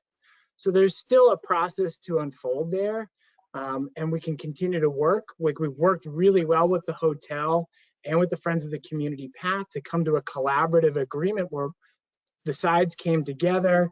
There was an equal contribution to a collaborative solution, and we got there. And what you see tonight are the results of that, and we can continue to work with that on 35 McGrath as we finalize the site plan and make that happen. So my initial question to you was about if the shadow study had been shared with Brick Bottom. We can start with the easement, and you've addressed it as a historical easement, but I'm seeing that this was granted in 2008. So I don't know that I would say that that access easement going across the property would be considered historical at that point. And it does give them rights to cross the property, and limiting this easement does very much affect their access. Madam Chair, I if I have may. easement documents, and I don't have the liberty of a title exam here, but I do know it's at least in favor of the public storage solution group. Madam Chair, if I may, this is Matt Snell, counsel for Leggett and DLJ. Yes. The easement rights that we're talking about across the front of the building are only for 51 McGrath. Presently, 35 McGrath has no rights to cross the property to the light. Their only rights to exit are across the jug handle, and they enter the jug handle owned by the state from their property. So nothing in this project changes those access rights. That's the only rights they have. We spent considerable time discussing with them other options to provide additional access, for future development that they may do. They don't yet have a real plan for that development, so it's difficult for us to say we can give you full access across here, around the building, across the front, without understanding that. As Mike mentioned, that we're open to further discussions, but we've delayed for 7 months. And while there's maybe solutions that take care of this, we can't delay forever. And so nothing that we're doing precludes potentially future access across our property for them, and certainly doesn't inhibit the legal rights they have right now to access their property through the jug handle, and won't. And frankly, I think that Mike would agree that if the jug handle signalization occurs, that depending on the final plan, we'd probably be in support of that. And we'll continue to work with them, but I don't want it to be lost that nothing we're doing is affecting their rights to access the jug handle, and nothing we're doing, they don't have any other rights presently to cross the 15 McGrath property. That's just. That's a good clarification to make when we don't have a title exam. So I guess my other question was simply, had the shadow study been shared with the Brick Bottom residents? Because they seem very hesitant on this, and maybe if they had had the opportunity of review, they may not feel the same way. So yes, we had a meeting with them, and we went through the detailed shadow study, in fact, in greater detail than what I had showed. So we went through that in great detail with them. Then I think those were my 2 points and questions. Thank you. Thank you, Catherine. Before we go any further, that whole area, some of you folks on the board here now, and I don't know how many people that are listening in or have spoken, but for a long, long, long time, that area left a lot to be desired. And it's got great history, Brick Bottom, of different groups of people that live there. And they're all hard working, blue collar people. And then we decided to do the artist, went into the building there, and they had, so that was really good. But as we go forward, it's the same thing with Boynton Yards. It's the same thing with yeah, I'm drawing a blank right now, but all of that area was neglected and deteriorated. At first it was livable, it was running well, it was serviceable, it was great.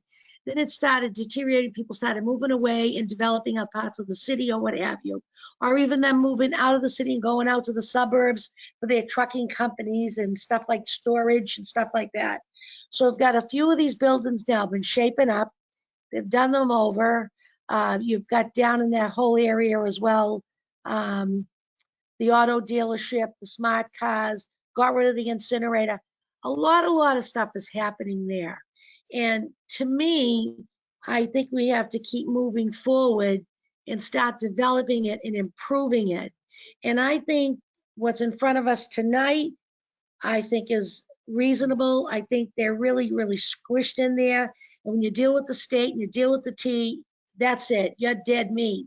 You know, at least with a private person next to negotiate. Their rule is law. I know that from other cases.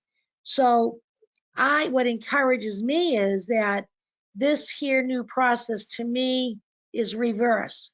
They're still going to go through a lot of commissions and boards and stuff to be scrutinized and make them work with the developer to work with the people, be it the brick bottom people, be it the different addresses we've heard tonight. I think that it sounds like they're trying to do the right thing with what they have to work with. So the planning board, design review, they're not easy. And that just seems like that's where a lot of this stuff has been going. Yes, Ian. Hi, Ian. Ian? Yes, Madam Chair, I have 3 quick comments. Sure. Anybody, I want you to. The first one, I think, has already been touched upon. It's the master plan approach.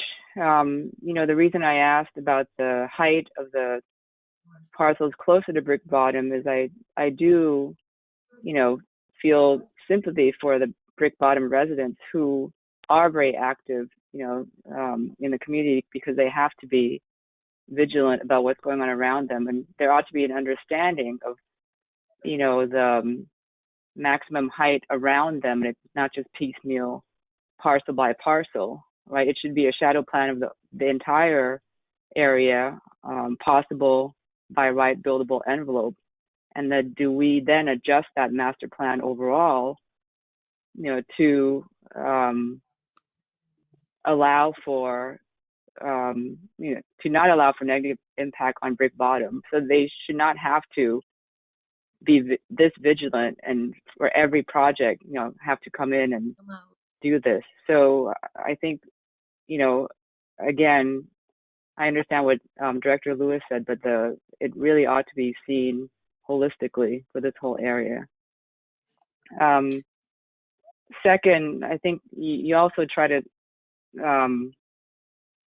explain to the public this is the beginning of a process. So for the public there, the developer is really asking for the site constraints, right? What is the maximum buildable envelope that they'll be allowed to develop a project within?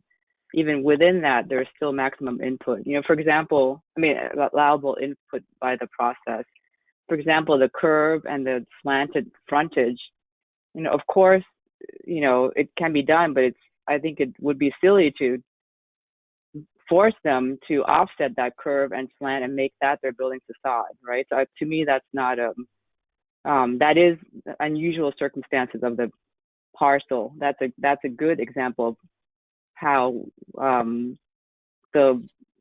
we don't always follow the exact letter of the zoning, you know, to have that curved slanted facade as what the you know, the letter of the zoning would actually say. And then the third point, I just want to understand the cantilever again. If the applicant could explain your site plan, the relationship between the ground floor and the overhangs. Can you pull up that site plan and your section?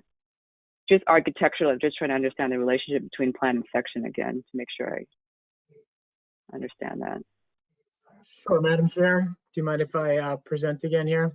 Please do. Okay.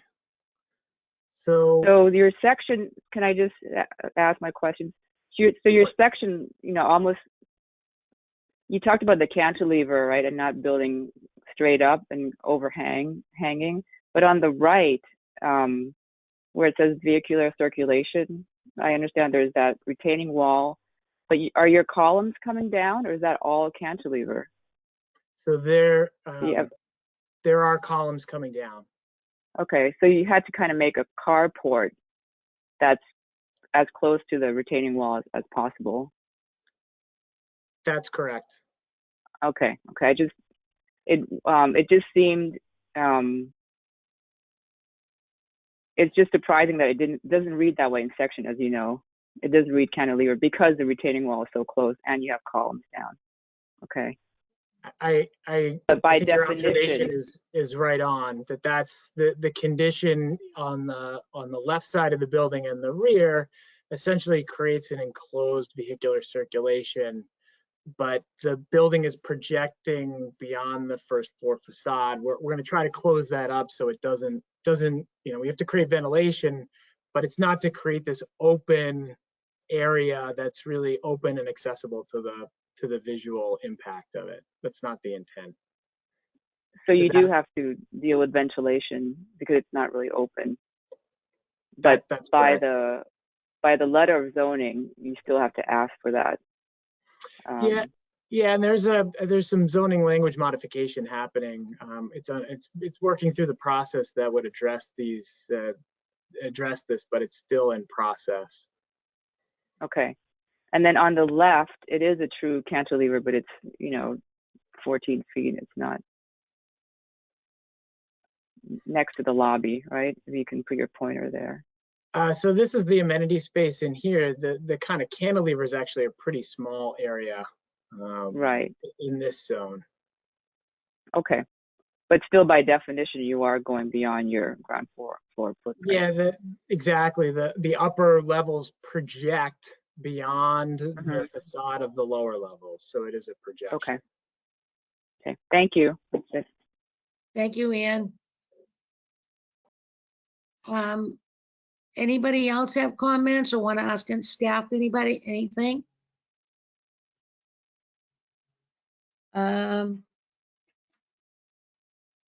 Well, I guess, are you folks ready to vote tonight? Yes? Okay, so number one, unless I left the public portion open, so unless somebody has stepped up or has thought of something different to add, I'd like to give you that courtesy. If Charlotte's on board here, Charlotte? Yes, Madam Chair. As a courtesy to the folks that came out tonight, I know there was like a lot of people here tonight. I want to make sure that somebody, shied off or didn't understand something before, because then I will close that portion of the So as with meeting. earlier, if you would like to speak, please raise your hand or message in the chat that you would like to speak, and we can recognize you. And something that's new and innovative, nothing that we've gone over already. There'll be a lot, if we approve this tonight, which I don't know how we're going yet, because no one's cast their vote. If it does get approved, there's going to be a lot more meetings and committees for you folks to come out, neighborhood groups, be it whatever addresses or Brick Bottom, even the hotel next door. So, Charlotte, did anybody raise their hands? No. No, Madam Chair, I am not seeing anyone either in the chat or raising their hand.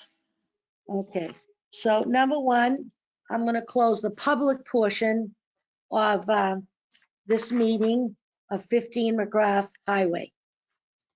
Now, I have my little notes here that we're going to see if, as we go forward, I want to know if that you feel in order to approve this, that the 3 criteria required on granting the hardship has been satisfied. And that would be for all 4 of the variances.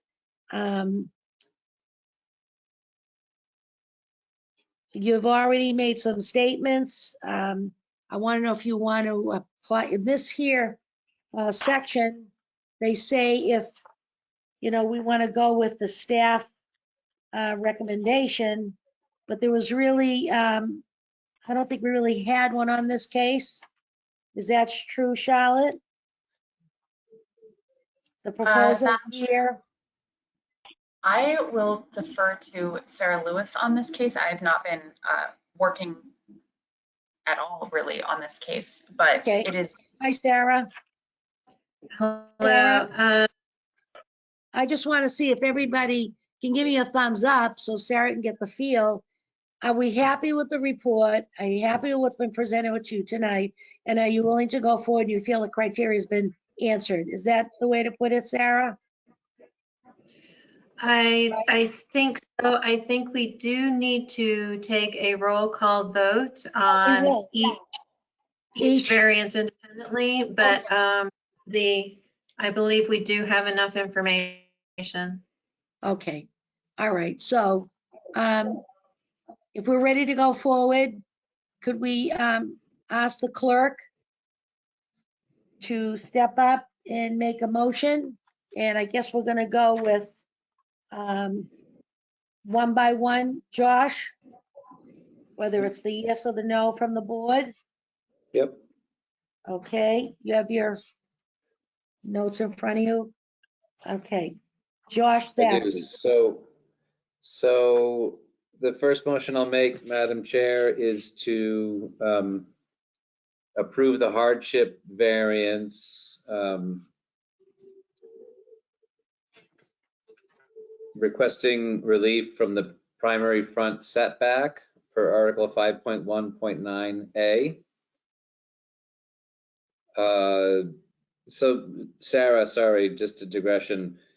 There are in the staff report, beginning at the bottom of page 2, there's fairly succinct language for each of the 4 variances addressing each of the 3 findings. You know, I've read through it and I feel like that language reflects the sort of, you know, collective decision of the conversation tonight.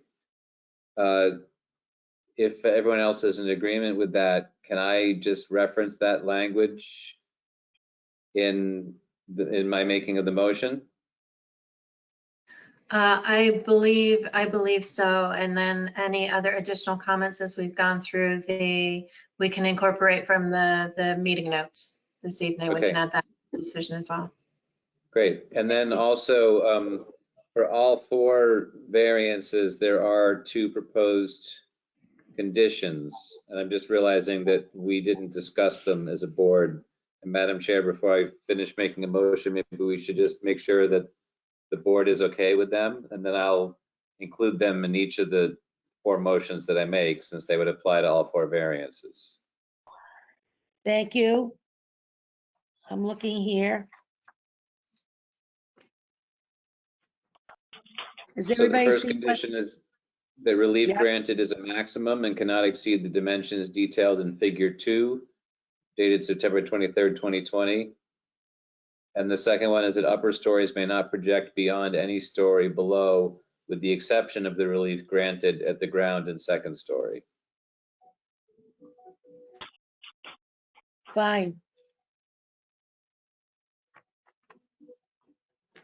Everybody okay with that? Yes. Yes. Okay. All right. So I'll start from the top again then. Thank you, Josh.